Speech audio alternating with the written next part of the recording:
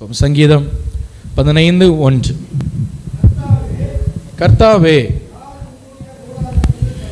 யார் உம்முடைய கூடாரத்தில் தங்குவான்? யார் உம்முடைய பரிசுத்த பர்வதத்தில் வாசம் பண்ணுவான்? அடுத்த வசனம் வாசிங்க. உத்தமனாய் நடந்து நீதியை நடப்பித்து மனதார சத்தியத்தை பேசுகிறவன் தானே. எல்லாரும் ஆண்டவரை மகிமைப்படுத்தும். அல்லேலூயா.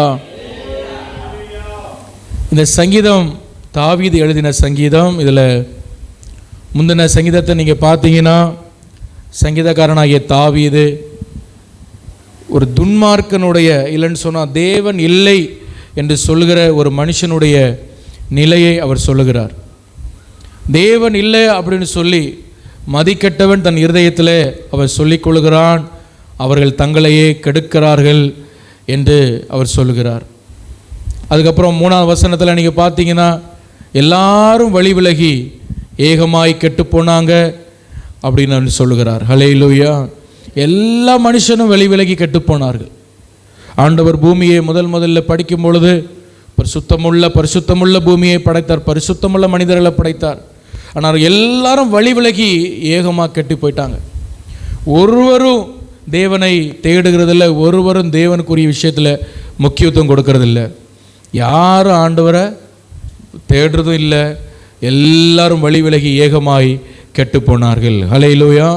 அப்படியே அவர் சொல்கிறார், எல்லாரும் தேவ மகிமை அற்றவர்களானார்கள், எல்லாரும் தேவனை விட்டு வழி விலகி போனாங்க. அப்படிப்பட்ட இந்த நிலையில் அடுத்த சங்கீதத்தில் அவர் சொல்கிறார், கர்த்தாவே, யார் உம்முடைய பரிசுத்த யார் உம்முடைய கூடாரத்தில் தங்குவான்? யார் உம்முடைய பரிசுத்த பர்வதத்தில் வாசம் பண்ணுவான்? ஒரு பெரிய கேள்வியை நமக்கு முன்னாடி அவர் வைக்கிறார். அல்லேலூயா. யார் உம்முடைய கூடாரத்தில் தங்குவான்? கூடாரன்னு சொல்லும்போது இது எந்த கூடாரத்தை அவர் பேசுகிறாரு? ஆசரிப்பு கூடாரத்தை பேசுகிறார். தேவனுடைய மகிமை இருக்கிற அந்த இடத்த பேசுகிறார். ஆசரிப்பு கூடாரம் 3 பங்காக வகுக்கப்பட்டு இருக்கும். பிரகாரம், பரிசுத்த ஸ்தலம், மகா பரிசுத்த ஸ்தலம் என்று வகுக்கப்பட்டு இருக்கும். அந்த மகா பரிசுத்த ஸ்தலத்திலே பிரதான ஆசாரியன் வருஷத்துக்கு ஒரு முறை தான் உள்ளே போக முடியும். கவனிக்கிறீங்களா? இப்போ வருஷத்துக்கு ஒரு முறை தான் பிரதான ஆசாரியன் உள்ளே போக முடியும். அந்த மகிமையை பார்க்க முடியும். அந்த மகிமை அவ்வளவு மகிமை, திக்கான மகிமை. Praise the Lord. ஹல்லேலூயா. மோசே அந்த கூடாரத்துள் பிரவேசிக்கும் பொழுது வேதம் சொல்கிற ஒரு ஷெக்கீனா மகிமை, ஒரு மேகம் அந்த கூடாரத்தை மூடினது. அப்படிப்பட்ட ஒரு தேவனுடைய மகிமை. ஹல்லேலூயா. அதுக்குள்ளே யார் போக முடியும் ஆண்டவரே? ஒரு பெரிய கேள்வியை அவர் வைக்கிறார். Praise the Lord. ஹல்லேலூயா. எல்லா மனுஷனும் உம்மை விட்டு வழி விலகி போயிட்டாங்க. எல்லா மனிதர்களும் பாவிகளாக மாறிட்டாங்க ஆண்டவரே. யார் உம்முடைய கூடாரத்தில் போய் அங்கே போய் தங்க முடியும், அந்த மகிமைக்குள்ளே நிற்க முடியும்? Praise the Lord. ஹல்லேலூயா. பரிசுத்தம் இல்லாமல், அந்த கர்த்தருக்கேற்ற அந்த பிரசன்னம் இல்லாமல், அந்த மகிமை இல்லாமல் அந்த பரிசுத்த ஸ்தலத்துக்குள்ள ஒருவன் கால் வைப்பானா, அந்த வினாடியே அவன் செத்து போவான். Praise the Lord. ஹல்லேலூயா. பைபிளில் வாசிக்கிறோம், நாதாப் அபியூன்னு சொல்ல 2 பேர் அக்னியை கொண்டு வந்து தேவ சமூகத்தில் கொண்டு வந்தாங்க. பைபிள் சொல்கிறது, கர்த்தருடைய சமூகத்திலிருந்து அக்னி வந்து அவங்கள கொண்டு போட்டது. அவ்வளோ பெரிய மகிமை, அவ்வளோ பெரிய பிரசன்னம். Price the Lord. இஸ்ரவேல் ஜனங்கள் மோசே இடத்துல சொல்கிறாங்க, நீங்கள் மட்டும்தான் ஆண்டவர்கிட்ட பேசுவீங்களா? நாங்களும் பேசுவோம். நீங்கள் மட்டும்தான் தேவனுடைய சத்தத்தை கேட்பீங்களா? நாங்களும் கேட்போம் அப்படின்னு சொல்லி எல்லாரும் வாங்க 3 நாள் எல்லாரும் ப்ரேயர், 3 நாள் ஃபாஸ்டிங் ப்ரேயர். ஹல்லேலூயா. 3 நாள் ஃபாஸ்டிங் பண்ணி எல்லாம் குளித்து எடுத்து எல்லாம் ரெடியாகி போய் நிற்கி, எல்லாம் சரீரம் தான் சுத்தமாக இருக்குது, உள்ள ஒன்றும் சுத்தமாக இல்லை. Amen. Praise the Lord. Hallelujah. உள்ள சுத்தமாக தான் இருக்குது, தேவன் கேட்ட சுத்தம் இல்லை. திடீரென்று மழை அதிர்ந்தது. அதை யாத்திராகம் 19 வாசிக்கிறோம். மழை அதிர்ந்தது, பூமி அதிர்ச்சி போல மழை அதிருது. என்ன பூமி அதிர்ச்சியாக? ஒன்றும் கிடையாது. கர்த்தர் அந்த மலையில் இறங்குனதுனால அந்த மலையை அதிர்ந்து தான். ஹல்லேலூயா. இஸ்ரவேல் ஜனங்கள் சாதாரணமாக ஆண்டவரை நினச்சிட்டாங்க. எந்த தெய்வம் சும்மா சாதாரணமானவர், சும்மா நம்ம மோசை பேசுகிற மாதிரி நம்மளும் போய் என்ன பண்ணிடலாம், பேசிட்டு வந்துடலாம் நினச்சாங்க. ஆனால் அந்த மகிமை அந்த மலையில் மேல் இறங்கினது. கர்த்தருடைய கார் மேகம் அந்த மகிமையில் இறங்கினது, அந்த மலையில் இறங்கிச்சு. அந்த மலை அப்படியே குலுங்கிச்சு பாருங்கள். இஸ்ரவேல் ஜனங்கள் அவ்வளோ பேர் முகங்குப்புற விழுந்தாங்க. மோசையை பார்த்து அழுதாங்க, இந்த தெய்வத்தில் நாங்கள் பேச வேண்டாம், இந்த தெய்வம் எங்ககிட்ட பேச வேண்டாம், எங்களால் தாங்க முடியல, அவருடைய பிரசன்னத்தை தாங்க முடியல, அவருடைய மகிமை எங்களால் தாங்க முடியல, எங்களால் கிட்டையே போக முடியல. தாவீதை தான் கேட்கிறார், யார் உம்முடைய கூடாரத்தில் தங்குவான், யார் உம்முடைய பரிசுத்த பர்வதத்தில் வாசம் பண்ணுவான்? அந்த மகிமை, அந்த இன்டீரியரான அந்த மேன்மையான அந்த பெரிய மகிமையை யார் பெற முடியும்? ஹல்லேலூயா, ஹல்லேலூயா. வேதத்தில் தேவனுடைய மகிமையை ஆழமாய் ருசித்த ஒரு மனுஷன் என்று சொன்னால் அவன், ஆமேன், பரிசுத்தவான் மோசேயை நம்ம சொல்ல முடியும். நீங்கள் யாத்ராகமத்தின் புஸ்தகம் 32ஆம் அதிகாரத்தை திருப்பிக் கொள்ளுங்கள். யாத்ராகமத்தின் புஸ்தகம், ஆமேன், ஸ்தோத்திரம், 33ஆம் அதிகாரம் 11ஆம் வசனம் வாசிங்க. ஒருவன் தன் சிநேகிதனோட பேசுவது போல கர்த்தர் மோசேயோட முகமுகமாய் பேசினார், பின்பு அவன் பாளையத்துக்கு திரும்பி. கவனிங்க, ஒரு ஃப்ரெண்டு கிட்ட பேசுறது போல கர்த்தர் மோசேயோடு முகமுகமாக பேசினார். கர்த்தருடைய சாயல் அவன் பார்த்தான். பிரைஸ் தி லார்ட், ஹல்லேலூயா. நீங்க அப்படிப்பட்ட ஒரு பிள்ளைகளாய் நீங்க மாறணும்.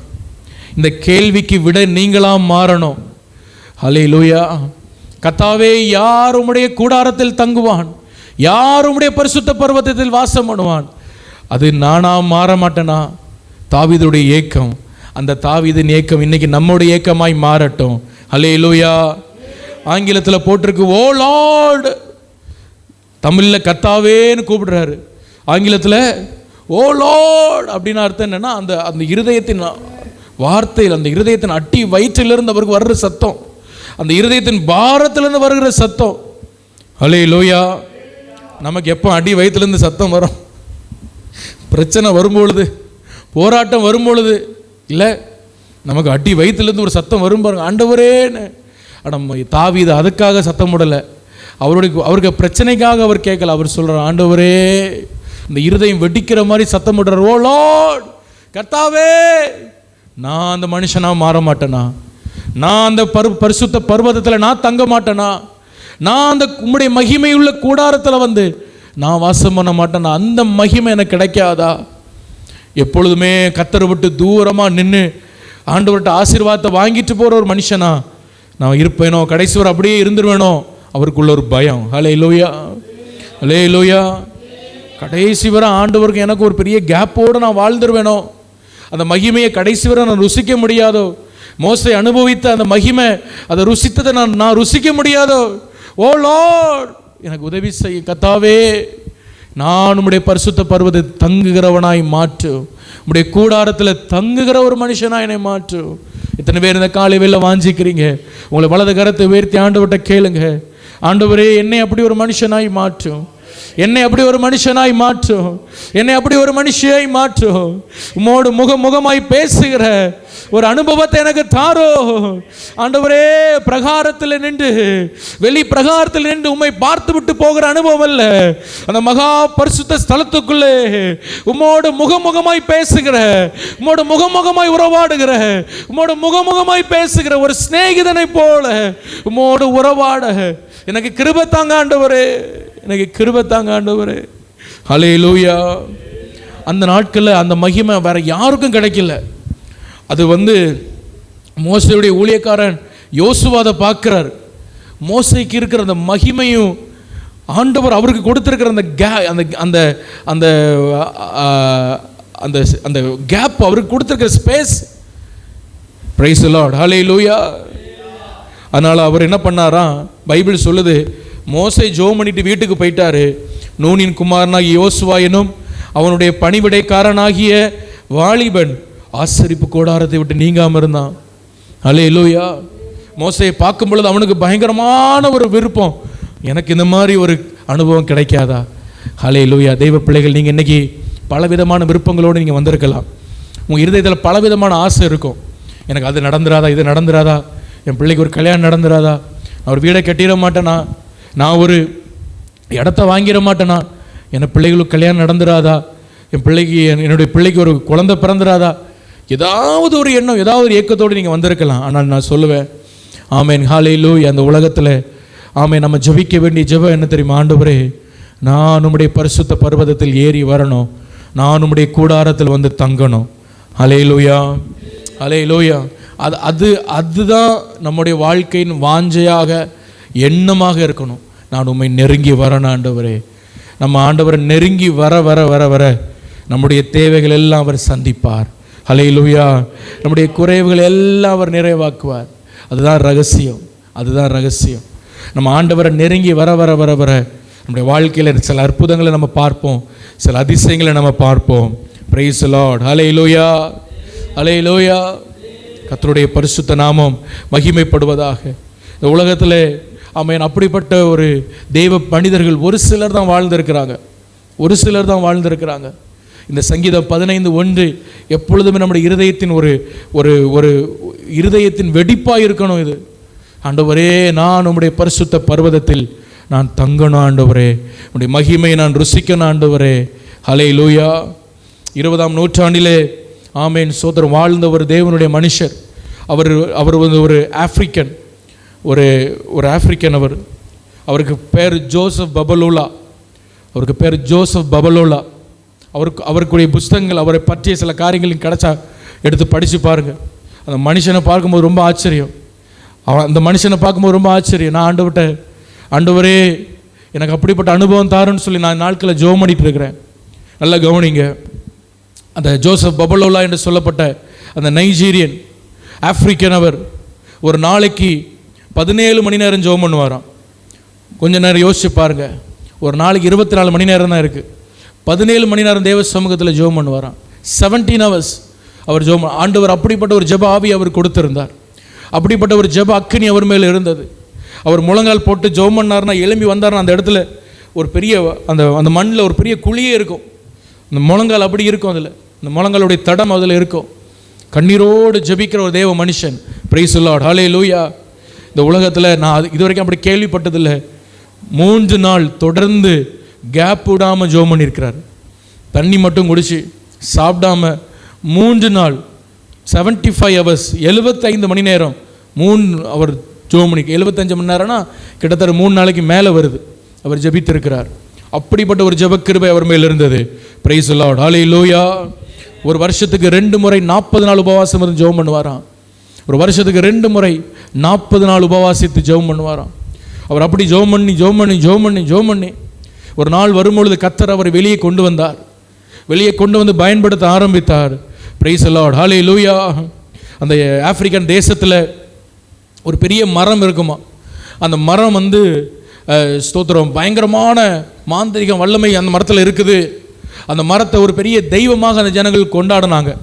சொல்லுவாங்க, இந்த மரம் தான் எங்களுக்கு தெய்வம், இந்த மரத்துக்கிட்ட வந்து நாங்கள் என்ன கேட்டாலும் எங்களுக்கு தந்துடும், இந்த மரத்தில் ஒரு பெரிய வல்லமை இருக்குது அப்படின்னு சொன்னாங்களாம். இது பபலோலா கொஞ்ச நாள் கேட்டுக்கிட்டே இருந்தார். அந்த மரத்தில் கொண்டு ஏதாவது கட்டி வைப்பாங்க. அவங்க ஏதாவது வேண்டுதல் வந்து அந்த மரத்தில் கொண்டு அந்த வேண்டுதல் எழுதி கட்டி வைப்பாங்க. அந்த மரத்தை ஒரு தெய்வமாக பார்த்துட்டு இருந்தாங்க. ஒரு நாள் ஜோசப் பபலோலாவை பார்த்து சொன்னாங்க, இந்த மரம் தான் தெய்வம் எங்களுக்கு, இந்த மரம் தான் எங்களை காப்பாற்றுது, இந்த மரம் தான் எங்களுக்கு எல்லாமே சொன்னாங்க. ஜோசப் பபலோலாவுக்கு தாங்க முடியல. அந்த ஜெப வீரன் அந்த மரத்துக்கு முன்னாடி 2 கரங்களை விரித்து, ஜீவனுள்ள தேவனே, உம்மை அறிய முடியாதபடிக்கு, நீர் ஜீவனுள்ள தேவன் என்று அறிய முடியாதபடிக்கு இந்த மரம் இந்த ஜனங்களுக்கு ஒரு தடையா இருக்கிறது அப்பா. இந்த மரம் இப்பொழுதே சுட்டெரித்து சாம்பலாய் போகட்டும், பரலோகத்திலிருந்து ஒரு அக்கினி வந்து இப்பொழுதே சாம்பலாய் போகட்டும் என்று ஜெபம் பண்ணாராம். நடந்ததுன்னு தெரியுமா? அவர் ஜெபம் பண்ணி கொண்டிருக்கும் பொழுதே வானத்திலிருந்து ஒரு அக்கினி வந்து அந்த மரத்தை அப்படியே பட்சித்து போட்டது. அந்த மரம் அப்படியே கருகி போனது. ஹல்லேலூயா. 20ஆம் நூற்றாண்டிலே ஒரு எலியா என்று அவர் அழைக்கப்பட்டார். பரலோகத்தில் அக்கினியை கொண்டு வந்த ஒரு எலியா என்று அழைக்கப்பட்டார். அந்த அனுபவத்தை தான் தாவீது பேசுகிறார். யார் உம்முடைய பரிசுத்த பர்வதத்தில் வருவான், யார் உம்முடைய ஆலயத்தில் தங்குவான். ஹல்லேலூயா, ஹல்லேலூயா. நம்ம ஆலயத்துக்கு வர்றோம், நம்ம ஆலயத்துக்கு வந்துட்டு போகிறோம், அதல்ல, அவருடைய பிரசன்னத்தில் நம்ம தங்குறோம், அவருடைய பிரசன்னத்தில் நம்ம தங்கணும். ஹல்லேலூயா. அவருடைய மகிமையை நம்ம ருசிக்கணும். தெய்வ பிள்ளைகளே, நீங்கள் அப்படிப்பட்ட ஒரு பிள்ளைகளாய் மாறணும். நீங்கள் அதை வாஞ்சிங்க, அதை ஆண்டவர்கிட்ட கேளுங்க. என்னை அப்படிப்பட்ட ஒரு மனுஷனாய் மாற்று ஆண்டவரே, அப்படிப்பட்ட ஒரு பிள்ளையாய் என்னை மாற்று ஆண்டவரே, உண்மை அதிகமாய் கெட்டி நெருங்கி சேருகிற ஒரு மனுஷனாய் மாற்றணும். நான் சொல்லுவேன், இந்த ஜெபம் உங்கள் வாழ்க்கையை மாற்றும். இந்த ஜெபம் உங்கள் வாழ்க்கையில் நிறைய அற்புதங்களை கொண்டு வரும். இந்த ஜெபம் உங்கள் வாழ்க்கையில் நிறைய அதிசயங்களை கொண்டு வரும். ஹல்லேலூயா, ஹல்லேலூயா. நம்ம நிறைய பேர் எப்படி ஜெபம் பண்ணுறோம், ஆண்டவரை நான் ஆசீர்வதியும். நம்ம இப்படி ஜெபம் பண்ண, ஆண்டவரை என்ன உம்மை கிட்டி கொண்டு வரப்பா, என்னை கிட்டி சேர பண்ணப்பா, உம்மை கிட்ட என்னை கொண்டு வர ஆண்டவரே. இப்படி நம்ம ஜெபித்து பழக வேண்டும். ஹல்லேலூயா. மோசேக்கு மட்டும் அப்படி ஒரு ஸ்பேஸ் கொடுத்தார் ஆண்டவர். வேறு யாரும் என்னுடைய பர்வதத்துக்கு ஏறி வரக்கூடாது, மேலே வேறு யாரும் என்னுடைய சமூகத்துக்கு மேலே ஏறி வரக்கூடாது, நீ மட்டும்தான் அப்படின்னு சொல்லி ஒரு இடத்த ஆண்டவர் கொடுத்திருந்தார். Praise the Lord. ஹல்லேலூயா. அப்போ சங்கீதம் 15:1 தாவீது கேட்கிறார், கர்த்தாவே யார் உம்முடைய பரிசுத்த பர்வதத்தில் தங்குவான், யார் உம்முடைய பரிசுத்த கூடாரத்தில் வாசம் பண்ணுவான். இந்த உலகத்தில் கேட்கப்பட்ட கேள்விகளில் ரொம்ப கடினமான ஒரு கேள்வி இந்த கேள்வி, ரொம்ப கடினமான ஒரு கேள்வி. ஹல்லேலூயா. ரொம்ப கடினமான ஒரு கேள்வி, ரொம்ப ரொம்ப கஷ்டமான ஒரு காரியம் இதை செய்யறதுக்கு. Praise the Lord. ஹல்லேலூயா. இதை செய்கிறது ரொம்ப கஷ்டம். பிசாசு நம்மளை விடமாட்டான், தேவனை நெருங்க விடமாட்டான், தேவனை நெருங்கி வர விடமாட்டான். நம்ம எப்பொழுதும் கர்த்தரை நெருங்கி வருகிற ஒரு தெய்வ பிள்ளைகளாய் நாம் மாற வேண்டும். ஆமென். ஹல்லேலூயா. உங்கள் வாழ்க்கையில் வாஞ்சை அதுவாக மாறட்டும், உங்கள் வாழ்க்கையின் எண்ணம் அதுவாய் மாறட்டும். அதுக்கு அடுத்த வசனத்தில் வாசிக்கிறோம். அந்த வசனத்தை கேள்வி கேட்டுட்டு அவரே பதில் சொல்லுகிறார், உத்தமனாய் நடக்கிறவன். ஹல்லேலூயா. ஹல்லேலூயா சொல்லுங்க. உத்தமனாய் நடக்கிறவன். யார் ஆண்டவரை உம்முடைய பரிசுத்த பர்வதத்தில் வர முடியும்? யார் வர முடியும்? உத்தமனாய் நடக்கிறவன் அப்படின்னு அவரே ஒரு கேள்விக்கு பதில் சொல்லுகிறார். அதில் கிட்டத்தட்ட ஒரு 10-11 விஷயம் அவர் சொல்கிறார். Price the Lord. அதெல்லாம் அப்படியே நம்ம தொடர்ந்து வாசிச்சுட்டு அதில் ஒரு காரியத்தை மட்டும் நம்ம தியானிக்க போகிறோம். வாசிங்க. உத்தமனாய் நடந்து நீதியை நடப்பித்து மனதார சத்தியத்தை பேசுகிறவன் தானே, அவன் தன் நாவினால் புறங்கூறாமலும் தன் தோழனுக்கு தீங்கு செய்யாமலும் தன் அயலானின் மேல் சொல்லப்படும் நிந்தையான பேச்சை எடுக்காமலும் இருக்கிறான். ஆகாதவன் அவன் பார்வைக்கு தீர்ப்பானவன், கர்த்தருக்கு பயந்தவர்களையோ கனம் பண்ணுகிறான். ஆணையிட்டதில் தனக்கு நஷ்டம் வந்தாலும் தவறாதிருக்கிறான். தன் பணத்தை வட்டிக்கு கொடாமலும் குற்றமில்லாதவனுக்கு விரோதமாய் பரிதானம் வாங்காமலும் இருக்கிறான். பாருங்க, லஞ்சம் வாங்கிறது இல்லை அப்படின்னு பைபிள் சொல்லுது. வட்டிக்கு தன் பணத்தை கொடாமல் இருக்கிறான். நீங்கள் யாரும் வட்டிக்கு கொடுக்குறீங்களா? அப்படி தான் பழக்கம் இருக்கா? இங்கே வட்டிக்கு ஒரு நாள் நம்மளுடைய பணத்தை கொடுக்கக்கூடாது. யாராவது கஷ்டம்னு கேட்டால் கடனாக கொடுங்க, இல்லை இனாமாக கொடுங்க, இல்லை ஃப்ரீயாக கொடுங்க. Price the Lord. வட்டிக்கு நம்ம பணத்தை கொடுக்கக்கூடாது. நான் சொல்கிற எத்தனை பேருக்கு புரியுது? ஹல்லேலூயா. தெய்வ பிள்ளைகள் வட்டிக்கு காசு கொடுக்கவே கூடாது, வட்டி வாங்கவே கூடாது. வட்டி வாங்கினீங்கன்னா அது உங்களுக்கு சாபமாக மாறும், அது உங்களுக்கு ஆசீர்வாத கேடாக மாறும். வட்டி வாங்கி பெரிய பெரிய வீடு கட்டிட்டான், பெரிய பெரிய கோட்டையை கட்டிட்டான்னு நீங்கள் வெளியே இருந்து பார்க்கலாம். அவங்க குடும்பத்தில் இருக்கிற சாபம் அவங்களுக்கு தான் தெரியும், அவங்க எவ்வளோ பெரிய பிரச்சனைக்குள்ளே இருக்காங்க அவங்களுக்கு தான் தெரியும். சரி, இப்போ தாவீது பல விஷயங்களை சொல்கிறான். நாவினால் புறங்கூறாமல் இருக்கிறவன், தன் தோழருக்கு தீங்கு செய்யாமல் இருக்கிறவன், ஆணையிட்டதில் நஷ்டம் வந்தாலும் தவறாமல் இருக்கிறவன். ஒரு விஷயத்தை சொல்லிட்டானா அதை கரெக்டாக செய்து முடிக்கிறதுக்கு முயற்சி எடுக்கிறவன். இப்படி எல்லாம் நிறைய விஷயத்தை அவர் சொல்கிறார். ஆனால் அதில் முக்கியமாக ஒரு விஷயத்தை சொல்கிறார், உத்தமனாய் நடக்கிறவன். எல்லாரும் ஆண்டவரை மகிமைப்படுத்தும். ஹல்லேலூயா. உத்தமனாய் நடக்கிறவன், உத்தமனாய் நடக்கிறவன். யார் ஆண்டவருடைய பரிசுத்த பர்வதத்தில் போய் சேர முடியும்? யார் ஆண்டவருடைய மகிமையை ருசிக்க முடியும்? யார் ஆண்டவரை கிட்டி சேர முடியும்? பைபிள் சொல்கிறது, உத்தமனாய் நடக்கிறவன். ஹல்லேலூயா. உத்தமனாய் நடக்கிறவன், உத்தமனாய் நடக்கிறவன். இந்த உத்தமனா யார் நடக்கிறது, உத்தமனா என்ன அப்படின்னு சொல்லி நம்ம பார்க்க போகிறோம். Praise the Lord. Hallelujah. First quality என்னதுதான்? ஒருவன் தேவனை கிட்டி சேரணும்னா உத்தமனா நடக்கும். உத்தமன் சொன்னால் நல்ல கவனிங்க, கேட்குற வசனத்தை அப்படியே ப்ராக்டிஸ் பண்ணுறவன் தான் உத்தமன். தேவன் பேசுகிறத கேட்டு அதன்படி கீழ்ப்படிந்து நடக்கிறான் பாருங்க, அவன் தான் உத்தமன். இந்த தீர்க்க தரிசன வசனத்தை கேட்கிறது மட்டுமல்ல, அதன்படி செய்கிறவன், அதன்படி செய்கிறவன். கர்த்தருடைய பரிசுத்த நாம மகிமைப்படுவதாக. அப்போ நம்ம எல்லாரும் பைபிள் படிக்கிறோம், அப்படி தானே? எல்லாரும் பைபிள் படிக்கிறோம். யாரெல்லாம் பைபிள் படிக்கிறா டெய்லியும்? கை தூக்குங்க பார்ப்போம். பைபிள் டெய்லியும் படிக்கிறீங்களா? சரி, படிக்க தெரியாத விடுங்க. படிக்க தெரிஞ்சவங்க டெய்லி நான் பைபிள் படிக்கிறேன்னு சொல்கிறவங்க, இது என்னது ஆண்டவரே? சரி, அப்போ பைபிள் படிக்கணும். பைபிள் ரொம்ப முக்கியம் நமக்கு. Price the Lord, hallelujah. Bible படிக்க தெரியாதவங்க கேட்குற வசனத்தை நல்லா மனசில் பதிஞ்சு வச்சுக்கணும். பைபிள் படிக்க தெரிஞ்சவங்க நீங்கள் பைபிள் டெய்லி வாசிக்கணும். பைபிள் வாசிக்க நம்முடைய வாசித்து அந்த வார்த்தையை வைத்து ஜெபித்து அதை அறிக்கை செய்து ஜெபம் பண்ணணும். அப்படி நீங்கள் பழகணும்.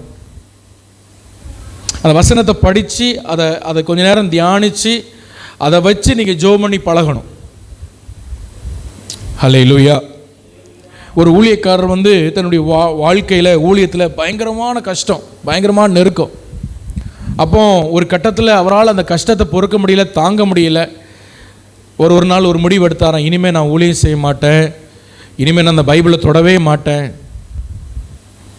நான் எவ்வளவோ உண்மையாக ஊழியம் செஞ்சேன் ஆண்டவரே, எவ்வளவோ உண்மையாக நான் பிரசங்கம் ஜனங்களை நடத்தினேன், எவ்வளவோ கஷ்டப்பட்டு நான் ஒவ்வொரு நாளும் பிரசங்கம் பண்ணி, ஒவ்வொரு நாளும் ஆண்டவரை பற்றி சொல்லி, ஒவ்வொரு நாளும் எத்தனையோ பேருக்கு ஆண்டவரை பற்றி சொல்லி எவ்வளவோ கஷ்டப்பட்டு நான் ஊழியம் செஞ்சேன்.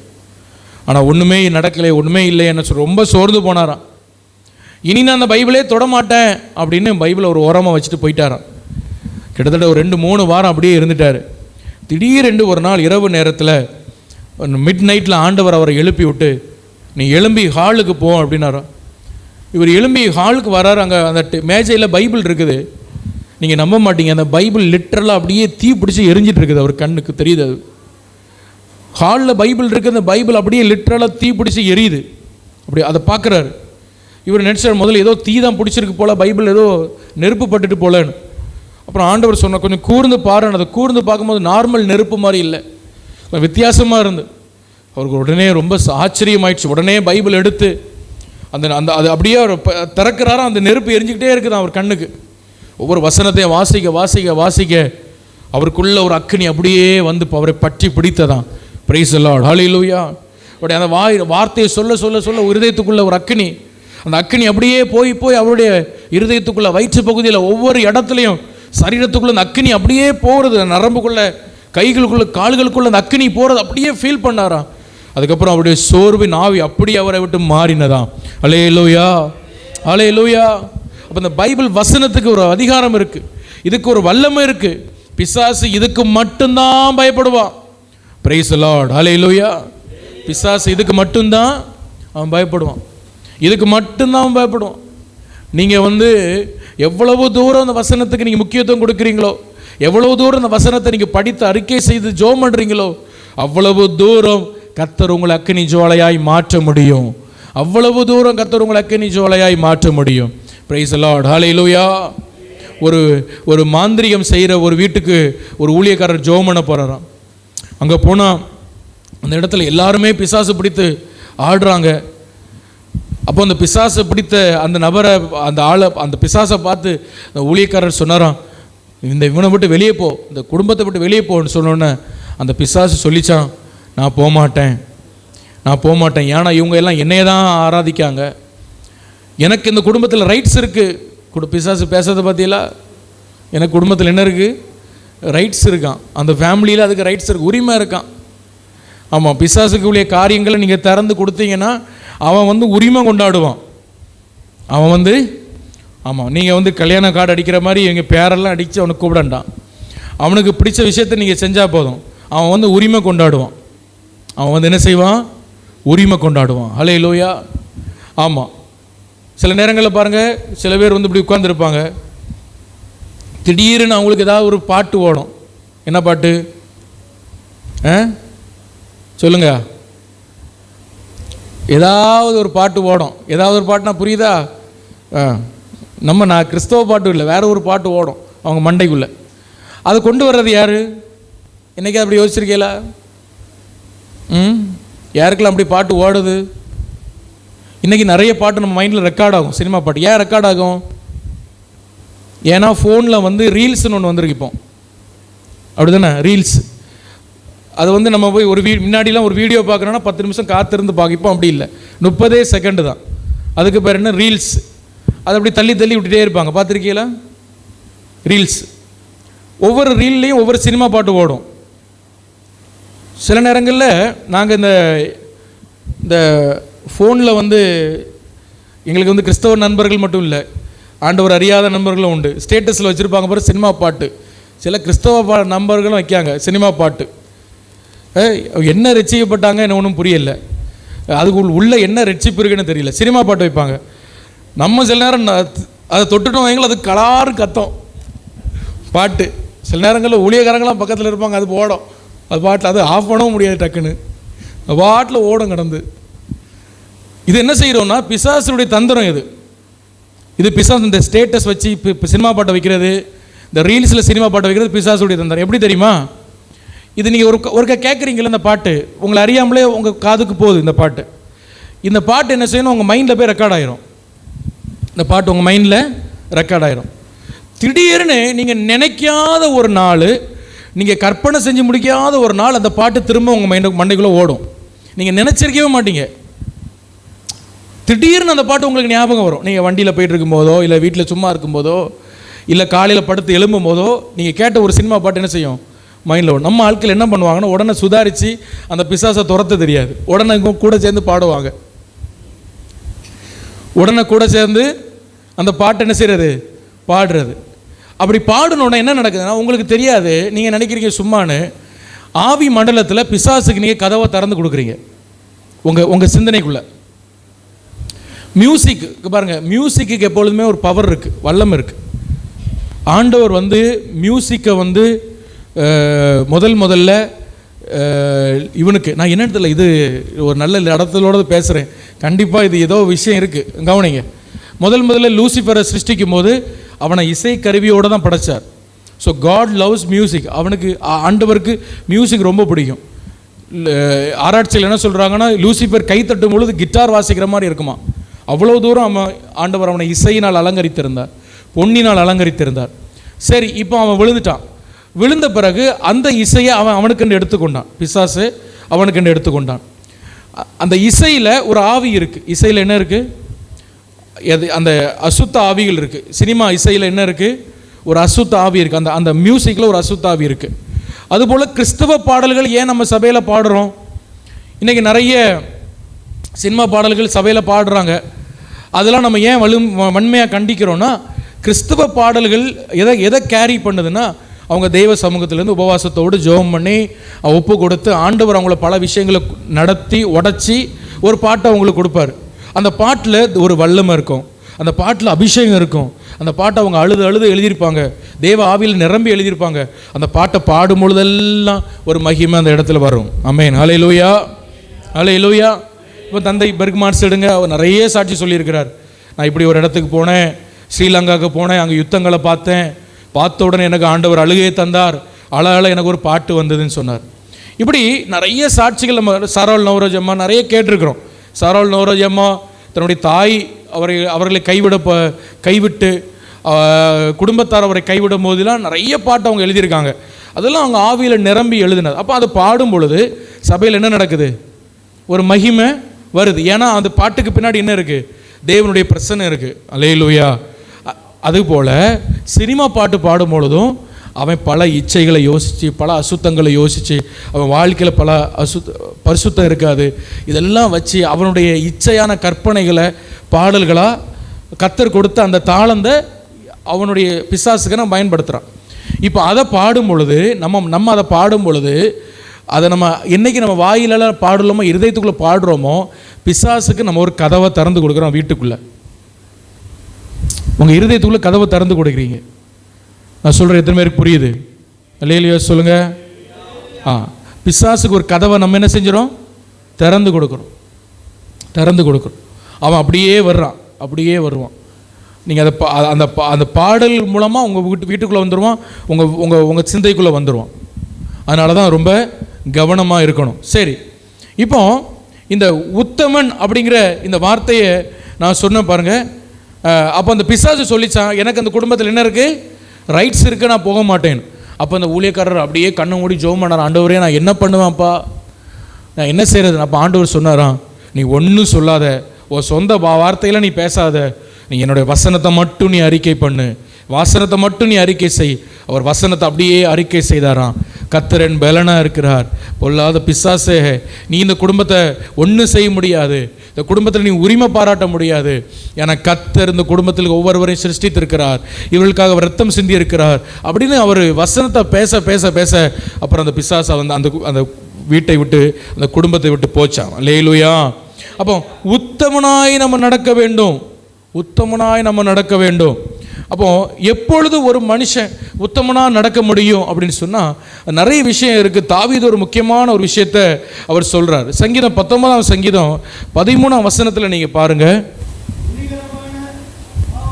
துணிகரமான பாவங்களுக்கு உமது அடியேனை விலக்கி காரும், அவைகள் என்னை ஆண்டு கொள்ள ஒட்டாதிரும், அப்பொழுது நான் உத்தமனாகி பெரும் பாதகத்துக்கு நீங்களாக இருப்பேன். அல்லேலூயா. சொல்றார் பாருங்க, ஆண்டவரே நான் துணிகரமான பாவத்துக்கு என்னை விலக்கி காரும். துணிகரமான பாவம், துணிகரமான பாவம் என்ன? துணிகரமான பாவம் என்ன? தேவ பயம் இல்லாம துணிகரமா வாழ்ற ஒரு வாழ்க்கை. அல்லேலூயா. துணிகரமா பாவம் செய்வாங்க, துணிகரமா பொய் சொல்லுவாங்க, துணிகரமா கெட்ட வார்த்தை பேசுவாங்க, துணிகரமா சண்டை போடுவாங்க, இல்லை துணிகரமா எல்லாம் செய்வாங்க. ஆண்டவருக்கு பிரியமில்லாதது, அது ஆண்டவருக்கு பிடிக்காதது தெரியும், ஆனாலும் துணிகரமா செய்யறது, துணிஞ்சு செய்யறது. ஏன்னா தேவ பயம் இல்லை. அல்லேலூயா. தேவ பயம் இல்லை.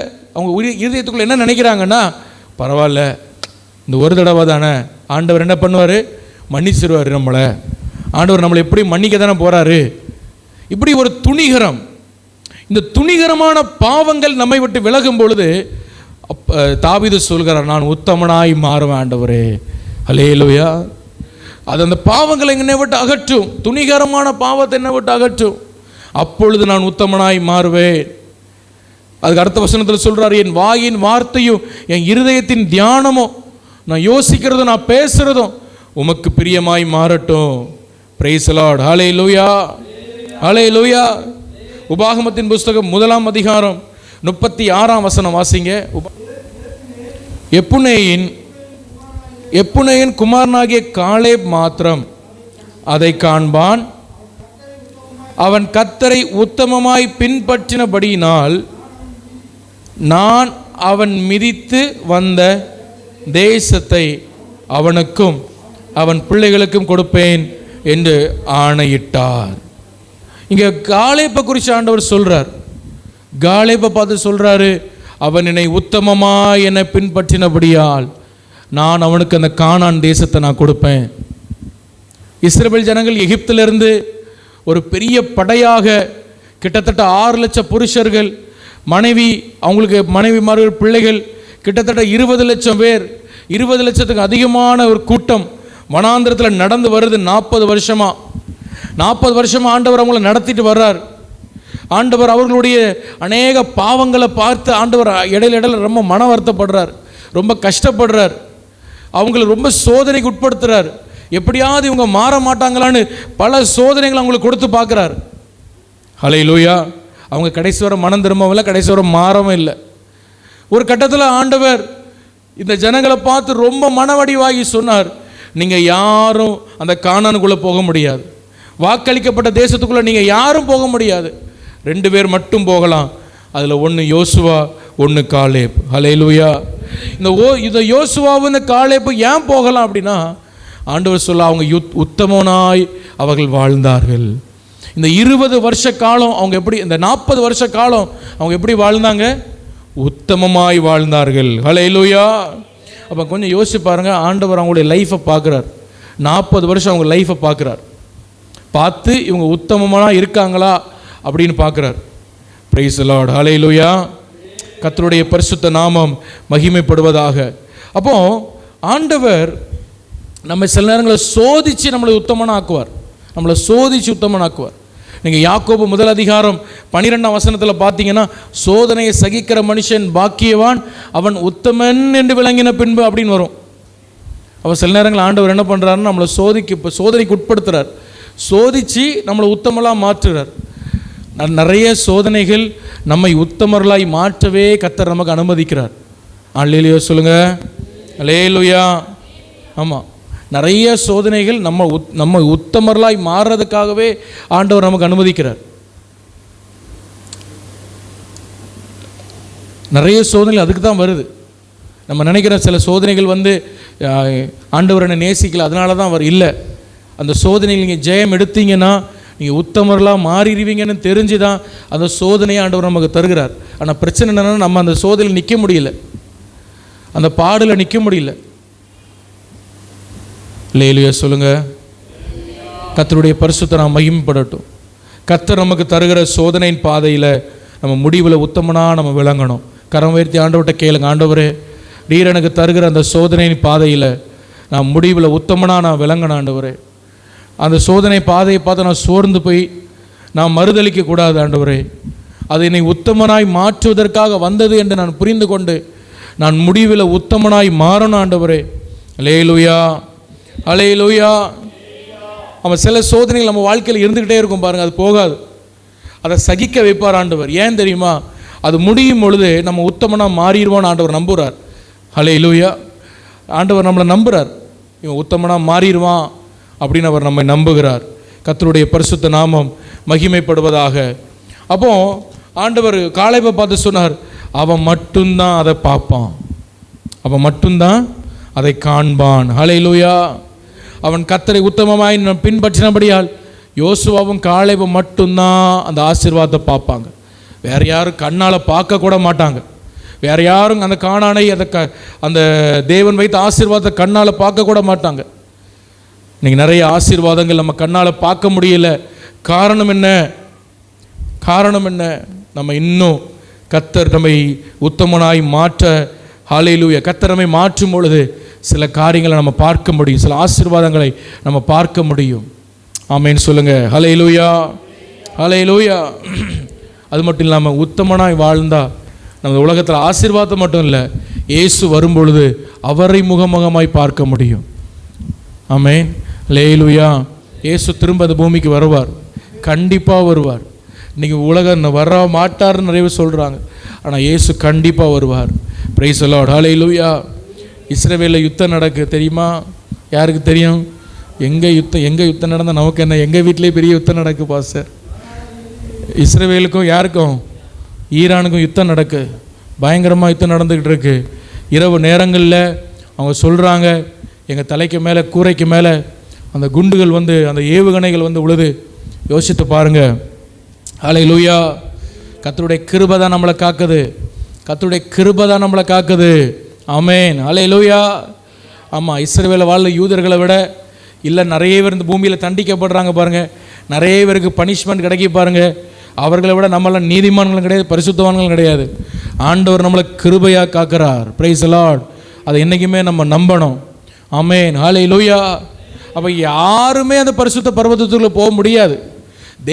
தேவனுடைய நீதியின்படி பார்த்தா, தேவனுடைய அந்த ஸ்டாண்டர்டில் நின்று பார்த்தா, அவருடைய மகிமைக்குள்ளே யாரும் போக முடியாது. யாரும் அந்த மகிமையை போய் என்ன பண்ண முடியாது, ருசிக்க முடியாது. மனுஷனுக்கு அந்த தகுதியே கிடையாது. ஆனால் நம்ம போகலாம். எப்படி தெரியுமா? அவருடைய மிகுந்த கிருபையினால். ஹல்லேலூயா. அவருடைய மிகுந்த கிருபையினால் உம்முடைய ஆலயத்துக்குள் நான் பிரவேசிப்பேன் அப்படின்னு தாவீது சொல்கிறார். அதனால தான் ஆண்டவர் மோசே இடத்துல சொன்னார், நான் யார் மேல் கிருபையாக இருக்க சித்தமாக இருப்பேனோ அவங்க மேலே கிருபையாக இருப்பேன். ஹல்லேலூயா. அப்போ நம்ம மேலே தேவன் கிருபையாக இருக்க சித்தம் வைத்தபடியால தான் நம்ம இங்கே உட்கார்ந்துருக்கிறோம், நம்ம இங்கே உட்கார்ந்துருக்கிறோம். பிரைஸ் தி லார்ட், ஹல்லேலூயா. பாருங்கள், ஊழியக்காரங்களுக்கே அந்த நிலைமை எவ்வளோ கஷ்டம். நான் நேற்று கேள்விப்பட்டேன், ரொம்ப சீரியஸாக இருக்கிறா கேள்விப்பட்டேன். ஹல்லேலூயா. நம்ம நிற்கிறது எப்படிங்க? நம்ம பெரிய பரிசுத்தவான்களாலே ஆண்டவர் நம்மளை நிற்க வச்சிருக்காரு. நிறைய பேருக்கு அப்படி ஒரு எண்ணம், அது ஏதாவது செஞ்சுருப்பாங்க, நம்ம புத்தி அப்படி தான் ஓடும். இல்லைங்க, தேவ கிருபை. ஹல்லேலூயா. நம்ம ஜோமனை வைக்கிறதே அவருடைய கிருபை தானே. ஆமென் சொல்லுங்கள். ஹல்லேலூயா. யூதர்கள் காலையில் எழும்பணுன்னு முதல் வார்த்தை எப்படி திரும்ப ஜெபம் பண்ணுவாங்க? ஆண்டவரே, உம்முடைய ஆத்மாவை, என் ஆத்மாவை எனக்குள்ளே நீ வச்சிருக்கிறதுனால உமக்கு நன்றின்னு சொல்லுவாங்களாம். ஹல்லேலூயா. கொஞ்சம் யோசிச்சு பாருங்கள். கண்ணை மூடி தூங்குறோம். அடுத்த நாள் ஆத்மா உள்ளே இருக்குமா வெளியே இருக்குமா ஆண்டவருக்கு தான் தெரியும். அப்போ காலையில் எழும்பணுன்னு ஃபோனை தூக்கப்படாது. யார் மெசேஜ் பண்ணியிருக்கான்னு ஒத்த கண்ணில் பார்க்கப்படாது. ஹல்லேலூயா. காலையில் எழும்பணும், ஆண்டவரே இந்த ஆத்மாவை எனக்குள்ளே வச்சதுக்காக உமக்கு நன்றின்னு சொல்லணும், சொல்லி பழகணும். Praise the Lord. ஹல்லேலூயா. அப்போ இந்த உலகத்தில் பாடுபடுறவங்க கஷ்டப்படுறவங்களோட நம்ம பெரிய பரிசுத்தவான்களோ பெரிய உத்தமர்களோ கிடையாது. அன்னைக்கு அந்த 2 பேர் தேவாலயத்தில் ஜெபம் பண்ண வந்தாங்க பாருங்கள். அதில் ஒருத்தன் ஜெபம் பண்ணா, எப்படி ஜெபம் பண்ணா? ஆண்டவரே நான் அப்படி செய்கிறேன் இப்படி செய்கிறேன்னு. இன்னொருத்தன் ஜெபம் பண்ணா, வானத்துக்கு நேராக தன் முகத்தை ஏறெடுக்க முடியாமல் தன் நெஞ்சில் அடித்தானா, பாவியான என்மேல் கிருபையாயிரும். ஹல்லேலூயா. த வண்டர்ஃபுல் ப்ரேயர். எனக்கு பைபிளில் படித்த நிறைய ஜெபத்தில் ரொம்ப ரொம்ப அதிகமான, எனக்கு ரொம்ப நெருக்கமான ஜெபம் என்ன தெரியுமா? பாவியான என்மேல் கிருபையாயிரும். ஹல்லேலூயா. அந்த ஜெபம் ரொம்ப வல்லமையுள்ள ஜெபம். நம்ம பெரிய பாவிகளாக இருந்தோம், ஆண்டவர் நம்மளை காத்து ரட்சித்து இன்றைக்கி நம்மளை எவ்வளோ அழகாக வச்சுருக்கிறார். அது உடனே பரிசுத்தவான ஆன என்மேல் கிருபையாரும் ஜெபம் பண்ணக்கூடாது. இப்போ இப்படி தான் ஜெபம் பண்ணோன்னா, பாவியான என்மேல் கிருபையாரும் தான் ஜெபம் பண்ணோம். ஹல்லேலூயா. நம்ம மனசாட்சிக்கு நம்ம சரியாக இருக்கிறோம், சரிதான். ஆனால் நம்ம மனசாட்சியிலும் பெரியவர் தேவன். ஹல்லேலூயா. அவருடைய மகிமைக்குள்ளே பிரவேசிக்க, அந்த பிரசன்னத்தை ருசிக்க நமக்கு எந்த தகுதியும் கிடையாது. ஆண்டவர் என்மேல் கிருபையாயிரு ஆண்டவரே, என்மேல் கிருபையாயிரு ஆண்டவரே. ஹல்லேலூயா. அந்த சோதனைகள், ஒவ்வொரு சோதனைகள் உங்களுக்கு வரும்பொழுதெல்லாம் நீங்கள் சந்தோஷப்படுங்க. பைபிள் தான் சொல்லுது, சோதனையில் நீங்கள் சந்தோஷப்படுங்க. காரணம் என்னன்னா, அந்த சோதனை முடியும் பொழுது நீங்கள் உத்தமனாய் மாறுவீங்க. அதற்கு தான் ஆண்டவர் உங்களுக்கு சில சோதனைகளை தருகிறார், சில பாடுகளை உங்களை நடத்துகிறார். ஹல்லேலூயா. எத்தனை பேருக்கு நான் சொல்றது புரியுது? ஆமென். ஹல்லேலூயா. ஹல்லேலூயா. காலேப் 40 வருஷம் அதே இஸ்ரவேல் ஜனங்களோட தான் நடந்தார். அவங்க முறுமுறுக்கும் போது அவர் பார்த்துக்கிட்டு தான் இருந்தார். அவங்க மோசையை கல்லெறியும் போது பார்த்துக்கிட்டு தான் இருந்தார். அவங்க சண்டை போடும் போது பார்த்துக்கிட்டு தான் இருந்தார். ஒரு இடத்துல கூட தன் உத்தமத்தை விட்டு கொடுக்கல. யோசுவா விட்டு கொடுக்கல, காலேபும் விட்டு கொடுக்கல. ஹல்லேலூயா. ஹல்லேலூயா. ஆண்டவர் 40 வருஷம் அவங்களை டெஸ்ட் பண்ணிட்டு கடைசியில் சொல்கிறார், இவன் உத்தமனாக இருந்தான்டா, இவன் தான் என்னுடைய அந்த கானானுக்குள் பிரவேசிக்க வேண்டும். உத்தமனாக இருப்பதனால் சில ஆசீர்வாதங்களை நீங்கள் காண முடியும். ஹல்லேலூயா. சில நன்மைகளுக்காக நீங்கள் ஜெபம் பண்ணி கொண்டிருக்கீங்களா? சில ஆசீர்வாதங்களுக்காக நீங்கள் ஜெபம் பண்ணி கொண்டிருக்கீங்களா? நான் சொல்லுவேன், அவருடைய பரிசுத்த ஸ்தலத்துக்குள்ள கிட்டி சேருங்க. அவருடைய மகா பரிசுத்த ஸ்தலத்துக்குள்ள கிட்டி சேருங்க. அங்கே அவருடைய மகிமையை பார்க்க முடியும், சில ஆசீர்வாதங்களை நீங்கள் பார்க்க முடியும். ஆமென் சொல்லுங்க. ஹல்லேலூயா. ஆனால் சில பேர் நம்ம என்ன நினைக்கிறோம் தெரியுமா? இந்த மனுஷன் எனக்கு கொஞ்சம் சப்போர்ட் பண்ணால் நான் ஆசீர்வாதத்தை பார்த்துருவேன் சார். இந்த ஒரு 10 லட்ச ரூபா, ஒரு 2 லட்ச ரூபா இவர் கடனாக தந்தால் போதும், நான் ஆசீர்வாதம் பார்த்துருவேன் சார். இவங்க எனக்கு கொஞ்சம் சப்போர்ட் பண்ணால் போதும், ஆசீர்வாதம் இல்லை. நீங்கள் என்னைக்கு அந்த மகா பரிசுத்த ஸ்தலத்துக்குள் பிரவேசித்து அவருடைய மகிமையில் தங்குகிறீங்களோ அங்கே தான் ஆசீர்வாதத்தை பார்க்க முடியும். ஆமென் சொல்லுங்க. ஹல்லேலூயா. ஹல்லேலூயா. அங்கே தான் யார் பிரவேசிக்க முடியும்னா அந்த உத்தமர்கள் தான். அவங்க தான் அந்த மகா பரிசுத்த ஸ்தலத்துக்குள் பிரவேசிக்க முடியும். காலேப் பிரவேசித்தார், யோசுவா பிரவேசித்தார். ஆமென் ஸ்தோத்திரம். ஹல்லேலூயா. அந்த தேவ மகிமையை அவங்க ருசிச்சாங்க, தேவ பிரசன்னத்தை அவங்க ருசிச்சாங்க, தேவரோடு கிட்டி சேர்ந்தாங்க பாருங்க. ஆசீர்வாதம் தானா வந்தது. ஹல்லேலூயா. ஆமாம், ஒரு இடத்துல கூட யோசுவாவும் காலேபும் உபவாசம் பண்ணி எங்களுக்கு காணான தாரன்னு ஜெபம் பண்ணல. ஆமென். ஹல்லேலூயா. ஆனால் அவங்க தேவனை கிட்டி சேர சேர சேர தானா ஆசீர்வாதத்தின் வாசல் திறந்தது. கர்த்தர் அதை உங்களுக்கு செய்வார். ஆமென். ஹல்லேலூயா. இன்னைக்கு உங்களுடைய விருப்பம் அதுவாய் மாறட்டும். நான் உம்மை கிட்டி சேரணும் ஆண்டவரே, உங்களை நெருங்கி சேரணும் ஆண்டவரே. அந்த மகா பரிசுத்த ஸ்தலத்தின் அனுபவம் எனக்கு வேணாம் ஆண்டவரே. ஹல்லேலூயா. ஆமாம், எனக்கு ஜெபம் பண்ணும் பொழுது உட்கார்ந்தா எனக்கு தூக்கம் வருது பாஸ்டர். எனக்கு பைபிள் திறந்த உடனே தூக்கம் வருது பாஸ்டர். எவ்வளோ பெரிய கிருபை உங்களுக்கு. சில பேருக்கெல்லாம் தூக்கம் வராமல் இருக்காங்க உலகத்தில், எவ்வளோ மனிதர்கள். நமக்கு பைபிளை திறந்த உடனே தூக்கம் வருது, அதுவும் சந்தோஷம்தான். Praise the Lord. ஹல்லேலூயா. அப்படிப்பட்ட தூக்கம்லாம் வரக்கூடாது. வேதத்தை எடுத்து அதை தியானம் பண்ணி படிக்க நீங்கள் ஒப்பு கொடுங்க. ஆண்டவர்கிட்ட அப்படியே உங்கள் வீக்னஸை சொல்லுங்கள். எனக்கு தூக்கம் வருது ஆண்டவரேன்னு சொல்லி உங்கள் வீக்னஸை சொல்லி நீங்கள் ஜெபம் பண்ணுங்க. Praise the Lord. ஆமென். உங்களுடைய தேவனை கிட்டி சேர முடியும். எப்படி கிட்டி சேர முடியும் தெரியுமா? இந்த வசனத்தை நீங்கள் வாசிக்கும் பொழுது தான் இது உங்களை உத்தமர்களாய் மாற்றும். தேவ பயத்தை உங்களுக்குள்ளே கிரியேட் பண்ணும், உருவாக்கும். தேவ பயத்தை உங்களுக்குள்ளே தரும். என் தெய்வம் பயங்கரமானவராயா, அவரை கஷ்டப்படுத்தக்கூடாதப்பா, அவர் என்னை உண்மையாக நேசிக்கிற தெய்வம்.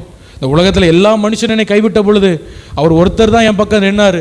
அவர் மட்டும்தான் இன்றைக்கி என் பக்கத்தில் நிற்கிறாரு. அவரை நான் கை உதறி விடுவேனான்னு ஒரு எண்ணம் நமக்குள்ளே தானாக வரும் பாருங்க. அது ஒரு பெரிய தெய்வ பயத்தை நமக்கு கொண்டு வரும். ஹல்லேலூயா, ஹல்லேலூயா. அதனால தான் தாவீது ஜெபம், ஆண்டவரே சவுல் என்ன துரத்தும் பொழுது, அப்சலோம் என்ன துரத்தும் பொழுது யார் என்கிட்ட இல்லை, நீங்கள் மட்டும்தான் இருந்தீங்க. அந்த துணிகரமான பாவத்துக்கு என்னை விலக்கி காத்துற ஆண்டவரே, உங்களை நான் வேதனைப்படுத்திடக்கூடாது ஆண்டவரே. அப்படி ஜெபம் பண்ணார். அவர் ஆசீர்வாதத்தை கண்டு கொண்டார். ஹல்லேலூயா, ஹல்லேலூயா. ஆமென். ஸோ அடுத்ததாக 1 ராஜாக்கள் புஸ்தகம் 11ஆம் அதிகாரம் 14ஆம் வசனத்தை வாசிப்போம். 1 ராஜாக்கள் 11ஆம் அதிகாரம் 14ஆம் வசனம், 11:4 வாசிங்க, நான் முடிச்சிடுறேன். சாலமோன் வயது சென்ற பொழுது அவனுடைய மனைவிகள் அவன் இருதயத்தை அந்நிய தேவர்களை பின்பற்றும்படி சாய பண்ணினார்கள். அதனால் அவனுடைய இருதயம் தன் தகப்பனாகிய தாவீதின் இருதயத்தை போல தன் தேவனாகிய கர்த்தரோடே உத்தமமாயிருக்கவில்லை. இந்த சாலமோன் முதல்ல ஆண்டவர் அவனை ராஜாவாக்கும் பொழுது அவன் ரொம்ப பயந்தான். நான் ராஜாவாக மாட்டேன் அப்படின்லாம் அவனுக்கு யோசனை.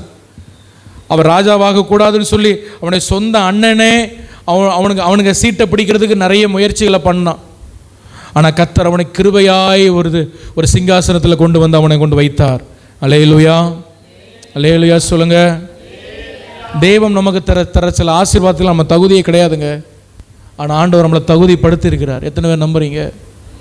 இன்றைக்கி நீங்கள் படிச்சிருக்க படிப்பு, உங்களுக்கு கொடுத்துருக்கிற ஸ்தானம், உங்களுக்கு கொடுத்துருக்கிற ரட்சிப்பு, உங்களுக்கு கொடுத்துருக்க அபிஷேகம், உங்களுக்கு கொடுத்துருக்கிற கிருபை, உங்களுக்கு கொடுத்துருக்க சில ஸ்தானம்லாம் நீங்கள் நினைக்கிறீங்க நான் பரவாயில்ல, நான் ஏதோ ஆண்டவர் எனக்கு தர வேண்டியது தான், இது கண்டிப்பாக செஞ்சு தான் ஆகணும். இல்லை, இதுக்கெல்லாம் நம்ம கொஞ்சம் கூட தகுதியே கிடையாது. நம்ம அன்றைக்கி சாலமோன் போல் நம்ம தகுதியே கிடையாது.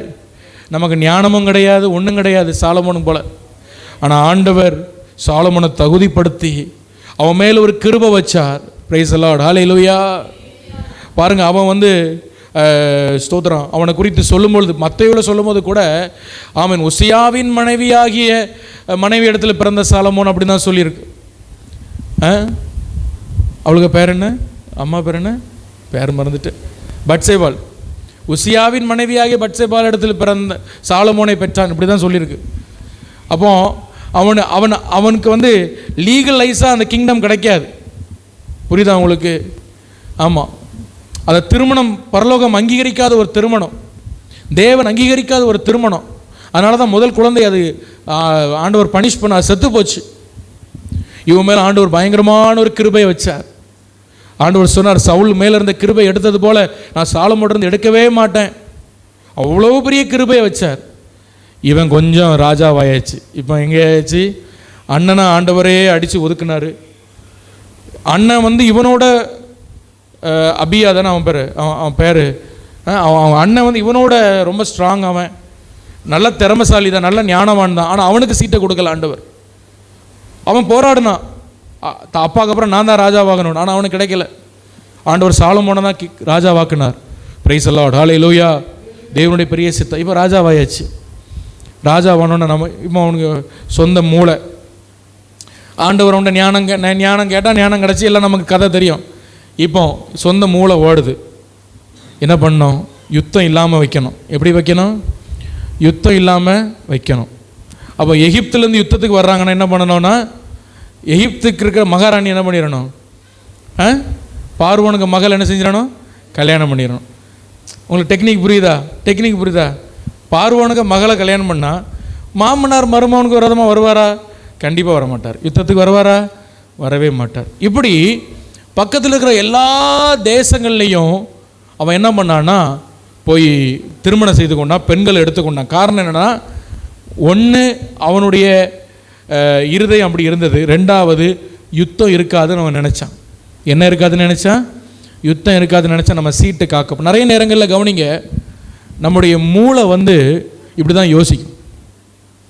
அப்படி பண்ணிடலாம், இப்படி பண்ணிடலாம், அதை சொல்லிடலாம், இதை செஞ்சிடலாம், இதை பண்ணிடலாம், பயங்கரமாக கால்குலேட் பண்ணி திங்க் பண்ணி நம்ம இல்லை. பிரைஸ் தி லார்ட், ஹல்லேலூயா. அப்படி நிறைய நம்ம மனக்கணக்கு போடுவோம் பாருங்கள், இப்படி பண்ண கடைசியில் அது பெரிய ஒரு பிரச்சனையில் வந்து நிற்கும் பாருங்கள். ஞாயிற்றுக்கிழமை எதுக்கு சர்ச்சைக்கு போனோம்? வேலைக்கு போனால் ஒரு 300 ரூபா கிடைக்கும். எவ்வளோ சம்பளம்? 300 ரூபாயா? 300 ரூபா கிடைக்கும். பாவம் அந்த பிரதர் நேற்று ரொம்ப அர்த்தத்தோடு சொன்னார், பாஸ்டர் நான் ஞாயிற்றுக்கிழமை விட்டுட்டு ஓடனேன் பாஸ்டர், இப்போ கம்பெனியே மூடி போட்டால் பாஸ்டர் என்ன பண்ணுறேன்னு தெரில பாஸ்டர். சரி ஜோம் பண்ணுங்க, ஆண்டவர் வேறு வேலை தருவார், ஆண்டவர் வேறு வேலை தருவார். அல்லேலூயா. அப்போ நம்ம மூளை என்ன யோசிக்குது? ஞாயிற்றுக்கிழமை வேலைக்கு போனால் 300 ரூபா கிடைக்கும், ஆண்டவர் கம்பெனியை மூட்டார், என்ன பண்ண முடியும்? இப்படி தான் சாலமன் மனக்கணக்கு போட்டான். அப்படி பண்ணிடலாம், இப்படி பண்ணிடலாம். கடைசியில் பைபிள் சொல்லுது, அவனுக்கு வயசாகும் பொழுது 1000 மனைவி, 1000 மனைவின்னு 1000 பிரச்சனை. இப்போ 1000 பக்கம் அவனை இழுக்கிறாங்க போட்டு, அதை செய்யுங்க, இதை செய்யுங்க, அதை பண்ணுங்க, இதை பண்ணுங்க. ஒருத்தர் சொல்லதே நம்ம கேட்க முடியல, இவன் 1000 பேர் சொல்கிறத இவன் கேட்கணும். எப்படி கேட்பான் பாருங்க, எவ்வளோ கஷ்டம். உண்மையிலே பெரிய ஞானம் தான் அவனுக்கு. எவ்வளோ கஷ்டப்பட்டுருப்பான யோசிச்சு பார்க்குறேன், எப்படி அவன் சமாளித்தான். 1000 பேரும் 1000 சண்டை போடாமலே இருப்பாங்க. கண்டிப்பாக சண்டை போட்டிருக்கோம். அதான் நம்ம தலைமை பாஸ்டர் தாமஸ் பாஸ்டர் சொல்லுவார், அழகாக சொல்லுவாங்க. ஆமாம், ஏதோ சொல்லுவாங்க, இந்த பெண்கள் வந்து ரொம்ப சமாதானமாக வைக்கிறது ரொம்ப கஷ்டம் அப்படின்னு சொல்லுவாங்க. 2 பேரை சமாதானமாக உட்கார வைக்கிறது ரொம்ப கஷ்டம், திடீர்னு சண்டை போட்டுருவாங்க. அது மாதிரி இவன் எப்படி சமாளித்தான்னு தெரில 1000 பேரையும். கடைசியில் இந்த பெண்கள் என்ன பண்ணாங்கன்னா, இவனுடைய இருதயத்தை கத்தரி விட்டு திருப்பினார்கள். இவனுடைய இருதயத்தை கத்தரி விட்டு திருப்பினாங்க. ஹல்லேலூயா. ஸோ இவனுடைய இருதயம் எப்படி மாறிச்சான்? உத்தமனாக இருந்த அந்த இருதயம் அவனுடைய உத்தமத்தை அது இழந்து போனது. இந்த உத்தமத்தை அது இழந்து போனது. இப்போ ஆண்டவர் தவிர, நல்லா கவனிங்க இந்த வார்த்தையை, வேறு எதன் மேலே நம்ம ஆசை வைக்கிறோமோ அது நம்முடைய வாழ்க்கைக்கு ஒரு பெரிய கேடாக வந்து அமையும். ஆண்டவரை தவிர வேறு எதுக்கு மேலே நம்ம ஆசை அதிகமாக வைக்கிறோமோ, ஆண்டவரை விட அதிகமாக, அது எதுவானாலும் சரிங்க, நான் சொல்கிறேன் எத்தனை பேர் நல்லா புரியுதுன்னு தெரில, எதுவானாலும் சரி அது உங்கள் பார்வைக்கு ஆசீர்வாதமாகவே இருக்கட்டும். ஆனால் ஆண்டவரை விட நீங்கள் அதுக்கு மேலே அதிக ஈர்ப்பு, அதிக கவனம் நீங்கள் வச்சிங்கன்னா அதுவே உங்களுக்கு ஒரு பெரிய பிரச்சனையாக நாளைக்கு வரும். கண்டிப்பாக வரும். இது பைபிளில் நிறைய இடத்துல வாசிக்கிறேன். அதில் ஒரு எக்ஸாம்பிள் இந்த சாலமோன். அவன் மனைவிகள் அதிகமாக நேசித்தான். ஒருத்தர் கூட அவன் ஸ்ட்ராங்காக இல்லை நான் செய்ய மாட்டேன்னு பேசலை. ஆண்டவரை விட அதிகமாக தன்னுடைய மனைவியை அவன் நேசித்தான். அதுவே அவனுடைய ஆசீர்வாதம் எதை நினைச்சானோ அதுவே அவனுக்கு ஒரு பெரிய பெரிய பிரச்சனையாக வந்தது. பைபிள் சொல்லுகிறது, கர்த்தர் ராஜ்யத்தை அதுக்கப்புறம் 2ஆக பிரித்து போட்டார். அல்லேலூயா. இவன் எதுக்கு கல்யாணம் பண்ணா, எதுக்கு இவங்க சொல்கிறதெல்லாம் கேட்டானா, ராஜ்யம் என்ன செய்யணும்? நிற்கணும், ஒரு பெரிய ராஜ்யமாக நிற்கணும்னு அவன் நினச்சான். அவனுடைய மனக்கணக்கு அப்படி இருந்தது. ஆனால் ஆண்டவர் அதே ராஜ்யத்தை 2ஆக உடைச்சி போட்டார். அவனுடைய சாலமோனுக்கு சந்ததியில் கடைசியில் 2 தான் கிடச்சி. அவங்களுக்கு 10 மேலே போயிடுச்சு, 10 வேற ஒருத்தர் கையில் போயிடுச்சு. 2 கோத்திரம் மட்டும் தான் இவங்க கையில் கிடச்சிது. அந்த ராஜ்யத்தையே 2ஆக உடைச்சி போட்டார். நான் அதான் சொல்கிறேன், எதை நம்ம ஆசீர்வாதம் நினச்சி ஆண்டவரை விட எதை அதிகமாக நம்ம நேசிக்கிறோமோ அதுவே நமக்கு மிகப்பெரிய கேடாக வந்து அமையும். நல்லா ரொம்ப கவனமாய் நம்முடைய உத்தமத்தை நம்ம காத்துக்கொள்வோம். அல்லேலூயா, அல்லேலூயா. நோவாவை குறித்து சொல்லப்படுது, அவன் தன்னுடைய சன்னதியில் தன்னுடைய அந்த ஜெனரேஷனில் வாழ்ந்த எல்லாரையும் விட அவன் நீதிமான உத்தமனாக இருந்தான்னு சொல்லுது. அல்லேலூயா. அவன் தேவனோடு பேசிக்கிட்டு இருந்தான், சஞ்சரித்து கொண்டு இருந்தான். அந்த நாட்கள் எவ்வளோ பாவம் நிறைந்த உலகம், பாவம் நிறைந்த வாழ்க்கை. அவன் தேவனோடு சஞ்சரிக்கிற ஒரு மனுஷனாக இருந்தான். அந்த உத்தமத்தை அவன் காத்துக்கிட்டான். அருமையான தெய்வ பிள்ளைகளே, நம்முடைய உத்தமத்தை நம்ம காக்க முடியாதபடி பிசாசு நிறைய இடத்துல நம்முடைய சிந்தையை, இருதயத்தை சாய பண்ணுவான். அது நல்லா இருக்கு பாரு, இதை பண்ணு, அதை செய், இதை பண்ணு, அங்கே போ, இங்கே வா. ஹல்லேலூயா. 10 நிமிஷம் நம்ம ஆட்களுக்கு உட்காந்து பைபிள் படிக்க நேரம் எடுக்க விடவே மாட்டான். எப்போ பைபிள் திறக்கிறோமோ அப்பந்தான் ஏதாவது நடக்கும் வீட்டில். எப்போ ஜோமன்லான்னு உட்காரோமோ அப்பந்தான் என்ன நடக்கும்? ஏதாவது வருவாங்க, ஒரு ஃபோன் வரும், அப்போந்தான் நமக்கு பசிக்கும், அப்போந்தான் எல்லாம் அப்போந்தான் வரும். டாய்லெட் அப்போந்தான் வரும், பசியும் அப்போந்தான் வரும், ஆட்களும் அப்போந்தான் வருவாங்க. எப்போ ஜெபம் பண்ண உட்கார அப்போந்தான் எல்லாம் வரும். நீ அனுபவிச்சிருக்கீல அப்படி?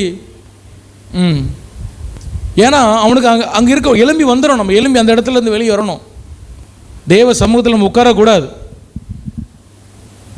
நான் பார்த்துருக்கேன், இன்றைக்கி நம்ம தேவ சமூகத்தில் உட்காரமோ அன்றைக்கி பயங்கரமாக பசிக்கும். சில நேரங்களில் என்றைக்கு இல்லாத ஒரு பசி வரும். என்ன அப்படி இப்போ பசியில் அப்படி விழுந்துருவோம் போல் வரும். அதெல்லாம் பிசாசு கொண்டு வருகிற எண்ணம். அர்ஜென்ட்டாக யூரின் கொண்டு வருவோம் பாருங்கப்பா.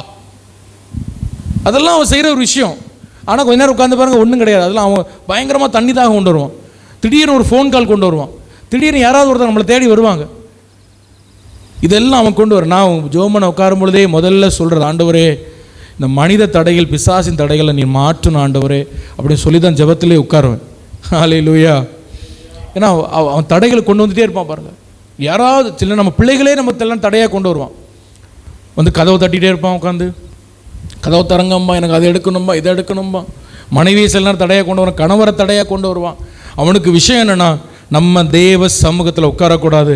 நம்ம இருதயத்தை வேறு பக்கம் சாய்க்கணும், வேறு பக்கம் நம்மளை சாய பண்ணணும். கவனிக்கிறீங்களா? சொல்கிறது புரியுதா? நம்ம இருதயத்தை வேறு பக்கம் சாய்க்கணும். அதான் அவனுடைய டார்கெட், அவனுடைய எண்ணம் அதுதான். அவனுடைய எண்ணம் அதுதான். நீ டிவி பாரு, டிவியில் எவ்வளோ அழகான சீரியலோட டிவி பாரு, ஃபோன் எடுத்து பாரு, ஃபோனில் எவ்வளோ விஷயம் இருக்குது. நியூஸ் பாரு, அதை பாரு, இதை பாரு. நியூஸ் பார்க்க தப்பு இல்லை. நியூஸ் பார்த்து முடிச்சிடணும். நம்மளுக்கு நியூஸ் பார்த்து அப்புறம் வேறு என்னது, நியூஸ் பார்த்து அப்புறம் காமெடி பார்த்து அப்புறம் இது பார்த்து அப்புறம் சினிமா பார்த்து அப்புறம் அது பாட்டில் போயிடும். வண்டி போயிட்டே இருக்கா. திடீர்னு பார்த்தா 5 மணி நேரம் போயிடும். பிரைஸ் தி லார்ட், ஹல்லேலூயா. பொருத்தனை பண்ணி நீங்கள் இது பண்ண வாலிப பிள்ளை கவனிக்கிறீங்களா? இவ்வளோ நேரத்துக்கு மேலே நான் ஃபோன் எடுக்க மாட்டேன்னு பொருத்தனை பண்ணி நீங்கள் இருக்கணும். நீங்கள் ஃபோன் எடுங்க, தப்பு சொல்லலை. உடனே எல்லாம் ஸ்டாப் பண்ண முடியாது. ஆனால் ஒரு டைம் கணக்கு வச்சுக்கோங்க. ஃபோன் அடிக்ஷன் உங்களுக்கு இருக்குன்னா ஒரு டைம் கணக்கு வச்சுக்கோங்க. நல்லா கவனிங்க, தம்பிமார் கவனிங்க, எல்லாரும் கவனிங்க. நம்ம வாழ்க்கையை கண்ட்ரோல் பண்ண, நம்முடைய நேரங்களை காப்பாற்ற, நம்ம பிரயோஜனப்படுத்த நமக்கு தெரிஞ்சிருக்கணும். உனக்கு ஒரு கண்ட்ரோல் இல்லைன்னு வைங்க, உன்னை குறித்து உனக்கு ஒரு கண்ட்ரோல் இல்லைன்னா, வாலிப பிள்ளைகள் கவனிக்கிறீங்களா, கண்ட்ரோல் இல்லைன்னா உன்னை இன்னொருத்தவங்க வந்து கண்ட்ரோல் பண்ணுவாங்கன்னு நினைக்கவே நினைக்காது. உன் வாழ்க்கை கடைசி வரை கண்ட்ரோல் இல்லாமல் போயிடும். புரியுதா? பெரியவங்களுக்கும் அதுதான் சொல்கிறேன். சிலவங்களுக்கு கண்ட்ரோலே இருக்காது. கதை பேசுகிறது, தம்பிமாருக்கு இப்போ கண்ட்ரோலே இல்லாமல் ஃபோனு, கேமு. நீ என்ன நினைக்கிறேன்னா, வளர்ந்த பிறகு நான் மாற்றிப்பேன், ஒரு வயசுக்கு அப்புறம் நான் மாற்றிப்பேன். இல்லை, உன் லைஃப்பை நீ தான் கண்ட்ரோல் பண்ண தெரியணும். உனக்கு கண்ட்ரோல் பண்ண தெரியணும். உனக்கு அது அந்த டைமை வேறு ஏதாவது பிரயோஜனமாக பயன்படுத்த தெரியணும். ஏதாவது விளையாடலாம், எக்ஸசைஸ் பண்ணலாம், இல்லை ஏதாவது பிரயோஜனமாக ஒரு ஆர்ட் வரையலாம், ஒரு பைபிள் வாசிக்கலாம், பாட்டு பாடலாம், மியூசிக் கற்றுக்கலாம். உன் லைஃப்பை உனக்கு கண்ட்ரோலுக்குள்ளே வைக்க தெரியணும். உங்களுக்கு புரியுதா? இங்கேயும் அப்படி தான். நிறைய சின்ன பிள்ளைகளை பார்க்குறேன், லீவு வேற வைப்பாங்க, அரையாண்டு. காலையில் அந்த கோழியை திறந்து விடுவாங்க பாருங்கள், அதே மாதிரி தான் கேன்னு சத்தம் போட்டு வெளியே வர, சாயங்காலம் தான் போய் அடையும் இந்த கோழி.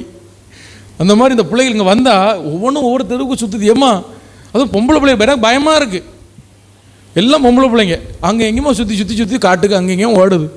வீடுகளுக்கு போங்கம்மா, வீட்டில் போய் உட்காரன்னு கேட்க மாட்டேங்க. நம்ம லைஃப்பை கண்ட்ரோல் பண்ண தெரியும். விளையாடுறது தப்பு இல்லை, ஃபோன் பார்க்குறது தப்பு இல்லை, நீ பிரயோஜனமானதை பார்த்து தப்பு இல்லை. ஆனால் ஒன்று, அது கண்ட்ரோல் பண்ண விடாத. இன்னொருத்தவங்க வந்து நம்மளை கண்ட்ரோல் பண்ணணும்னு நினைக்காத. உன் லைஃப்பை உன் கண்ட்ரோலுக்குள்ளே வச்சு பழக.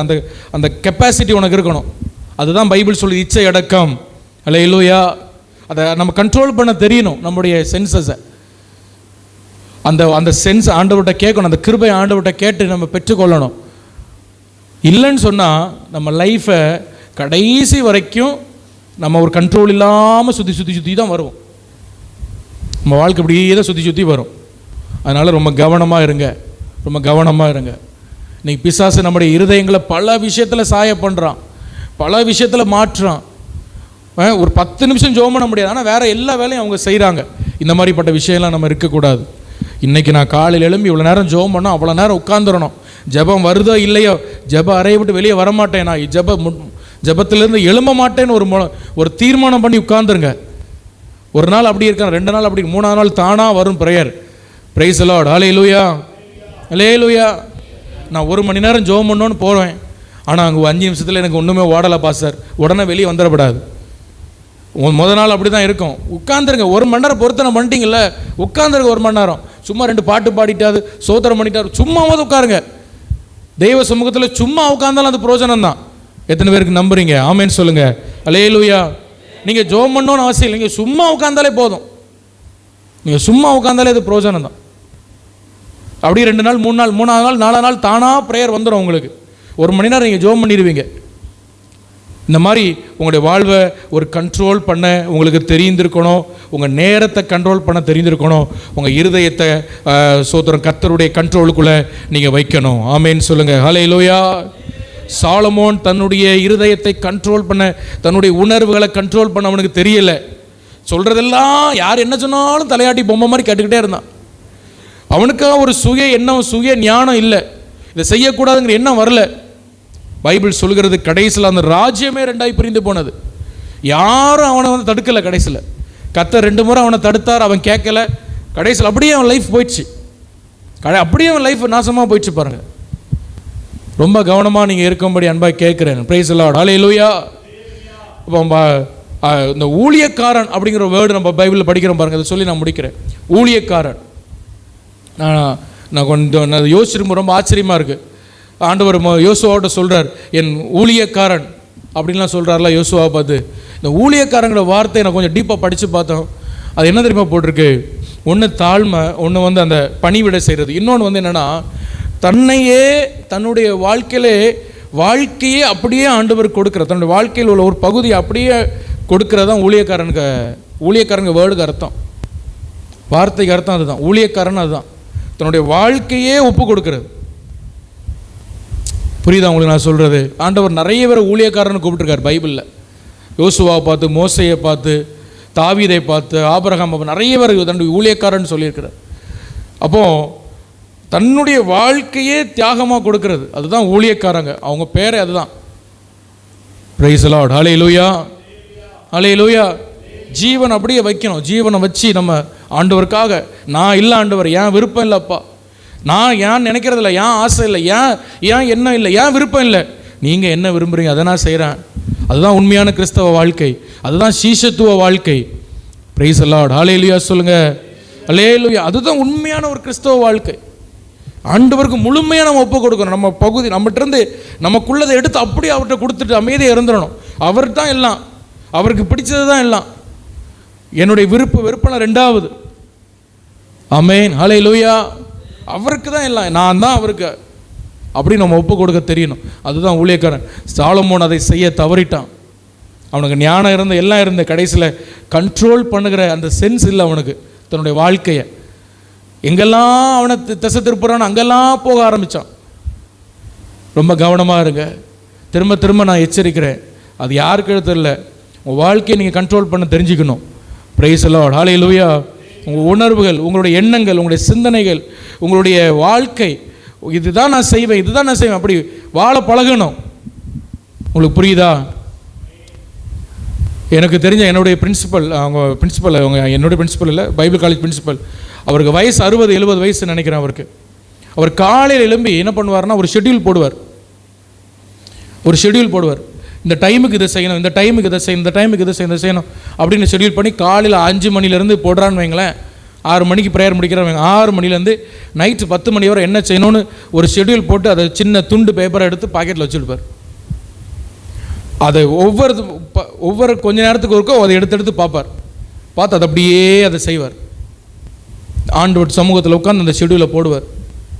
இங்கே போனோம், விசிட்டிங் போனோம், சர்ச்சுக்கு ப்ரேயர் பண்ணோம், இவ்வளோ நேரம் கொஞ்சம் ஜோம் பண்ணோம், இவ்வளோ நேரம் பிரசங்க ஆயத்தம் பண்ணோம், இவ்வளோ நேரம் வந்து குடும்பத்துக்காக ஜோம் பண்ணோம், இந்த காரியத்தை செய்யணும், அந்த ஊழியத்துக்கு போனோம், அந்த பைபிள் காலேஜ் போனோம், இங்கே போனோம், எல்லாம் ஷெட்யூல் பண்ணி அதை கரெக்டாக செய்வார். அதை செஞ்சு பழகுங்க. அவர் எந்த வயசில் செய்கிறாரு? 70 வயசில். நீங்கள் வாலிப பிள்ளைகள் அப்படி ஷெட்யூல் போட்டு நீ வாழ்ந்து பழகு. ஆண்டவர் கொடுத்த டைமை காலையில் எழும்பி ஷெட்யூல் பண்ணு. இவ்வளோ நேரத்தில் நான் இதை செய்வேன். காலையில் மார்னிங் எத்தனை மணிக்கு எழும்புற? 5 o'clock எழும்பணும்னா எழும்பணும். உன் சரீரத்தை அதுக்கு பழக்கணும். தூக்கம் வர வர நம்ம சரீரத்துக்கு அந்த டயர்டு அதை இதை கொடுக்கக்கூடாது. நான் சொல்கிறது புரியுதா உங்களுக்கு? 10 நிமிஷம் ஆனாலும் பரவாயில்ல. ஆமாம், எனக்கு முதுகு இங்கே பிடிச்சிருக்கு, ஆனால் கொஞ்சம் இப்படி தூங்க, அப்படி தூங்கினா அப்புறம் 1 மணி நேரம் பறந்துடும். நம்ம தூங்கலாம், நமக்கு 80 வயசு ஆகும். அப்போ நீங்கள் எலும்பி இங்கே வேலையே செய்யண்டா, உங்களை யாரும் வேலை செய்ய சொல்லவும் மாட்டா. அப்போ ஈஸி சேரில் படுத்திருந்து ஜோம் பண்ணுங்க. உங்களை யார் கேட்பா? 5 மணிக்கு எழும்பணும்னா 5 மணிக்கு எழும்பணும். அந்த பாடியை பழக்கணும். நீ சொல்கிறது உன் சரீரம் கேட்கணும், உன் சரீரம் சொல்கிற நீ கேட்கக்கூடாது. நான் சொல்கிறது புரியுதா தங்கச்சி மார்களுக்கு? இல்லை இல்லையா? நிறைய பேருக்கு அப்படி தான். சரி, வளர்ந்தவங்களுக்கே அப்படி தான் இருக்குது. சிலவங்களுக்கு எப்போ இந்த முழிப்போட அப்போ தான் எழும்புவாங்க. 5 மணிக்கு எழும்பணும். ஷெட்யூல் போடுங்க. நான் என்ன பண்ணணும் எல்லா டைமும் கரெக்டாக செய்ய முடியாது. ஆனால் ஷெட்யூல் போட்டு வைங்க. நான் காலையில் எழும்பி இவ்வளோ நேரம் படிப்பேன், இவ்வளோ நேரம் ஜெபம் பண்ணுவேன், இவ்வளோ நேரம் ஜெபம் பண்ண இவ்வளோ நேரம் தான். சரீரம் வேறு வேறு சொல்லும், விஷயத்தை சொல்லும், வேறு மாற்றி சொல்லும். பிசாசு வேறு விஷயத்தில் இருதயத்தை சாய பண்ணுவான். ஆனால் விடக்கூடாது. இதை தான் நான் செய்ய போகிறேன். இவ்வளோ நேரம் நான் காலையில் எழும்பி வேலைக்கு போவேன், இவ்வளோ நேரம் ப்ரேயர் பண்ணுவேன், மதியம் இவ்வளோ டைம் கிடைக்குதா நான் ப்ரேயர் பண்ணுவேன், நான் ஒரு பாட்டு பாடுவேன், ஜெபம் பண்ணுவேன். இல்லை ஆண்டவருக்காக ஏதாவது செய்யணும் 24 மணி நேரத்தில்.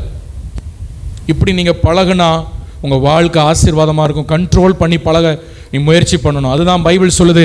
நாட்கள் பொல்லாதவைகளானதால் காலத்தை என்ன பண்ணுங்க? ஆதாயப்படுத்துங்க, ரட்சித்து கொள்ளுங்க, காலத்தை பிரோஜனப்படுத்துங்க. காலம் போயிட்டே இருக்கு, பிரோஜனப்படுத்தி பழகணும். Praise the Lord. ஆமென் சொல்லுங்க. அல்லேலூயா. உன் இருதயத்தை சாயிற இடத்துக்கெல்லாம் நீ சாயாத.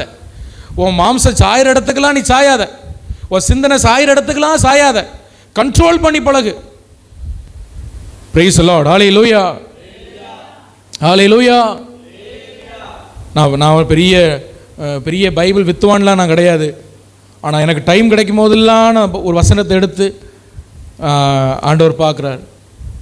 இல்லை நான் ரொம்ப இதாக சொல்லலை, எடுத்து அப்படியே ஃபோனில் பார்ப்பேன், அது என்னென்னு பார்ப்பேன், அதுக்கான கமாண்ட்ரியை பார்ப்பேன், அதுக்கான டிக்ஷனரியை பார்ப்பேன், அதுக்கான ரூட் வேர்டை பார்ப்பேன். அதை வச்சு என்னென்னு ஜெபம் பண்ணுவேன். எங்கே? காலையில் மட்டும் இல்லை, எனக்கு எப்போ டைம் கிடைச்சாலும் அதை நான் செய்வேன். Praise the Lord. ஹல்லேலூயா. வசனத்தை வாசிங்க. ஸ்மித் விகில்ஸ்வர்த் அதை தான் செஞ்சார். டைம் கிடைக்கும் போது நம்ம ஒரு வசனத்தை எடுத்து வாசிப்பார், ஒரு வசனம் வாசிப்பார், அதை வச்சு அப்படியே மைண்டில் வச்சு தியானிப்பார். செஞ்சு பாருங்க, செஞ்சு பழகுங்க. ஹல்லேலூயா. எத்தனை பேருக்கு ஆமென் ஸ்தோத்திரம் பிரயோஜனமாக இருந்தது? ஆமென் சொல்லுங்க. அவன் இருதயம் சாயிற இடத்துக்குலாம் நீ சாயக்கூடாது. நிறைய இடத்துல பார்த்துருக்கிறேன். ஏடிஎம்மில் நிற்பான் பாருங்க, உள்ள ஒரு ஆள் நிற்கும் ஏடிஎம்மில். அப்போ வெளியே ஒரு 5 நிமிஷம் வெயிட் பண்ணி தான் ஆகணும். அந்த 5 நிமிஷம் வெயிட் பண்ண முடியாது. உடனே எடுத்து 2 தேய், அதில் 2 சினிமா பாட்டு ஓடும். அது கை தானாக போகும், யாரும் சொல்ல வேண்டாம், அந்த கை தானாக ஃபோனுக்கு போகும். இன்னைக்கு நிறைய பேர் அப்படி ஒரு அடிக்ஷன், ஃபோன் அடிக்ஷன். பிசாசு இந்த உலகத்தை இன்னைக்குள்ள ஜெனரேஷனை அவன் வைத்திருக்கிற ஒரு மிகப்பெரிய அடிக்ஷன் இந்த ஃபோன்.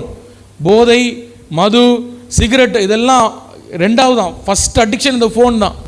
அநேக வாலிப பிள்ளைகள் சொல்கிறாங்க, பாஸ்டர் எங்களை அறியாமலே கை போகுது பாஸ்டர், எங்களை அறியாமலே நாங்கள் எடுத்து நோண்டுறோம். நான் நோண்டி 5 நிமிஷம் கழிச்சு தான் என் கையில் ஃபோன் இருக்குன்னு எண்ணமே எனக்கு வருது. என்ன அறியாமலே என் கை போகுது என் பாக்கெட்டுக்குள்ளே. எப்போ டைம் கிடைக்கும் முடிஞ்ச உடனே எடுத்து. Praise the Lord. ஹல்லேலூயா. இதெல்லாம் அடிக்ஷன். உன் இருதயம் எங்கெல்லாம் சாய்க்குதோ, உன் சரீரம் எங்கெல்லாம் உன்னை சாய்க்குதோ, உன் மண்டை மூளை எங்கெல்லாம் சாய்க்குதோ அங்கெல்லாம் சாயாத. ஆவியானவர் உன்னை சாய்க்கிறார், அந்த இடத்துக்கு மட்டும் நீ சாய்ந்து கொடுப்பாயானால், அவருக்கு மட்டும் நீ விட்டு கொடுப்பாய், ஒரு ஊழியக்காரனா முழுமையை நீ ஆண்டவருக்கு ஒப்பு கொடுப்பாயானால் உன் வாழ்க்கை ஆண்டவர் ஆசீர்வதிப்பார் மகனே. ஹல்லேலூயா. உன் வாழ்க்கையை கர்த்தர் ஆசீர்வதிப்பார். கர்த்தர் நம்மை ஆளுகை செய்வார். எல்லாரும் முழங்கால் பண்ணிடலாம். முடிந்தால் கஷ்டமாக இருந்தால் எளிமை நிற்கலாம். எப்படினாலும் நம்ம ஜெபம் பண்ண போகிறோம். Praise the Lord. ஹல்லேலூயா. என்னை ஆளுகை செய்ய ஆவியானவர்னு சொல்லி கொஞ்ச நேரம் நம்ம ஜெபம் பண்ண போகிறோம். ஹல்லேலூயா, ஹல்லேலூயா. இந்த உலகத்தில் கேட்கப்பட்ட ஒரு மிகப்பெரிய கேள்வியில் ஒரு கேள்வி, யார் உம்முடைய பரிசுத்த பர்வதத்தில் வாசம் பண்ணுவான்? யார் உம்முடைய பரிசுத்த ஸ்தலத்தில் வாசம் பண்ணுவான்? The greatest question ever to human kind. மனித குலத்துக்கு கேட்கப்பட்ட மிகப்பெரிய ஒரு கேள்வி. இன்னைக்கு வந்த கேள்வி பரலோகத்தில் துணித்து கொண்டு இருக்கிறது. யார் உம்முடைய பரிசுத்த பர்வதத்தில் ஏறுவான்? அந்த ஒரு காளைவை போல ஒரு ஒரு ஒரு உத்தமன், ஹல்லேலூயா, ஒரு காளைவை போல சோதனையில் நிற்கிற ஒரு மனுஷனாய், ஆமேன், ஹல்லேலூயா, கர்த்தர் நம்மளை மாற்றுவாராக. ஹல்லேலூயா. என் இருதயம் சாயிற இடத்துக்கெல்லாம், என் மைண்டு போகிற இடத்துக்கெல்லாம் நான் சாயக்கூடாது. எனக்கு ஒரு கண்ட்ரோலை தாங்க ஆவியானவரே, என்னை கட்டுப்படுத்தி நடத்த ஆவியானவரேன்னு சொல்லி ஒப்பு கொடுக்குறீங்களா? ஒரு ஊழியக்காரனை என்ன மாற்றும் சொல்லுங்கள். ஒரு ஊழியக்காரனை மாற்றும் சொல்லுங்கள். எல்லாரும் அந்த வார்த்தையை சொல்லுங்க. அப்பா, ஒரு ஊழியக்காரனா ஃப்ரெண்ட்லன்னு பிரசங்கம் பண்ணுறதில்ல. ஊழியக்காரன் தன்னையே கொடுத்தவன் தான் ஊழியக்காரன். தன்னையே சரீரம் மட்டும்தான் அவன் இருக்குது, மற்றதெல்லாம் ஆண்டவருக்கு தான். வெளியே மட்டும்தான் அவன் இருக்கான், உள்ள அவளை எல்லாம் ஆண்டவருக்கு. Something everything for God, everything for God. அப்படி ஒரு மனுஷனானே மாற்றும், அப்படி ஒரு மனுஷனாக மாற்றும். எல்லாம் அவருக்கு, எல்லாம் அவருக்கு, எல்லாம் அவருக்கு. எதுவுமே எனக்கு ஒரே கிடையாது. என் நேரம், என் பணம், என் பெலன், என் சாமர்த்தியம், என் திறமை எல்லாம் அவருக்கு. ஹல்லேலூயா. என் ஜீவன் அவருக்கு. ஹல்லேலூயா, ஹல்லேலூயா. என்ன ஆளுகை செய்யுங்க ஆவியானவரே. இந்த வார்த்தையை எல்லாரும் சொல்லமா? ஒரு 5 நிமிஷம் கூட ஆயிடுச்சு. ஆமென், சோதரம். எல்லாரும் இந்த வார்த்தையை சொல்லுங்கள். ஆவியானவர் என்ன ஆளுகை செய்யும், ஆளுகை செய்யும். இந்த சாலமோனை போல சாய்க்கிற இடத்துக்குலாம் நான் சாயக்கூடாதப்பா. என் ஆண்டவரே, பிசாசினை சாய்க்கிற இடத்துக்குலாம் நான் சாய்க்கக்கூடாது. மனிதர்கள் என்னை சாய்க்கிற இடத்துக்குலாம் நான் சாய்க்கக்கூடாது. இந்த அடிக்ஷன்ஸ் என்னை சாய்க்கிற இடத்துக்கு நான் சாயக்கூடாது. என்னை கண்ட்ரோல் பண்ணுங்க ஆவியானவரே, என்னை கண்ட்ரோல் பண்ணுங்க ஆவியானவரே. சொல்லுங்கள், சொல்லுங்கள். ஹல்லேலூயா, ஹல்லேலூயா, ஹல்லேலூயா. இன்னைக்கு உங்கள் நேரத்தையும் காலத்தையும் நீங்கள் வீணடிச்சிங்கன்னா நாளைக்கு உட்காந்து அழுதா அந்த நேரம் திரும்ப கிடைக்காது, அந்த நேரம் திரும்ப கிடைக்காது. இன்னைக்கு ஆண்டவர் கொடுக்குற இந்த பரிசுத்த வேதத்தையும் ஜெபத்தை நேரத்தையும் வீணடிச்சுட்டு நாளைக்கு உட்காந்து அழுதுட்டு இருக்கக்கூடாது. ஆண்டவர்கிட்ட மன்னிப்பு கேட்டு, ஆண்டவரே என்னை ஆளுகை செய்யப்பா, என்னை ஆளுகை செய்யப்பா. இந்த சாலமோன், ஹல்லேலூயா, எவ்வளோ கிருபையா ஆண்டவர் அவனை ராஜாவாக மாற்றினார். எவ்வளோ கிருபையா அந்த சிங்காசனத்தை அவனை கொடுத்தார். கடைசியில் சாய்க்கிற இடத்துலாம் சாஞ்சிட்டானே. ஹல்லேலூயா, ஹல்லேலூயா. ஆளுகை செய்யப்பா, என்னை கட்டுப்படுத்தி நடத்த ஆவியானவரே. ஹல்லேலூயா, ஹல்லேலூயா. ஓ, தேங்க்யூ ஜீசஸ், தேங்க்யூ ஜீசஸ்.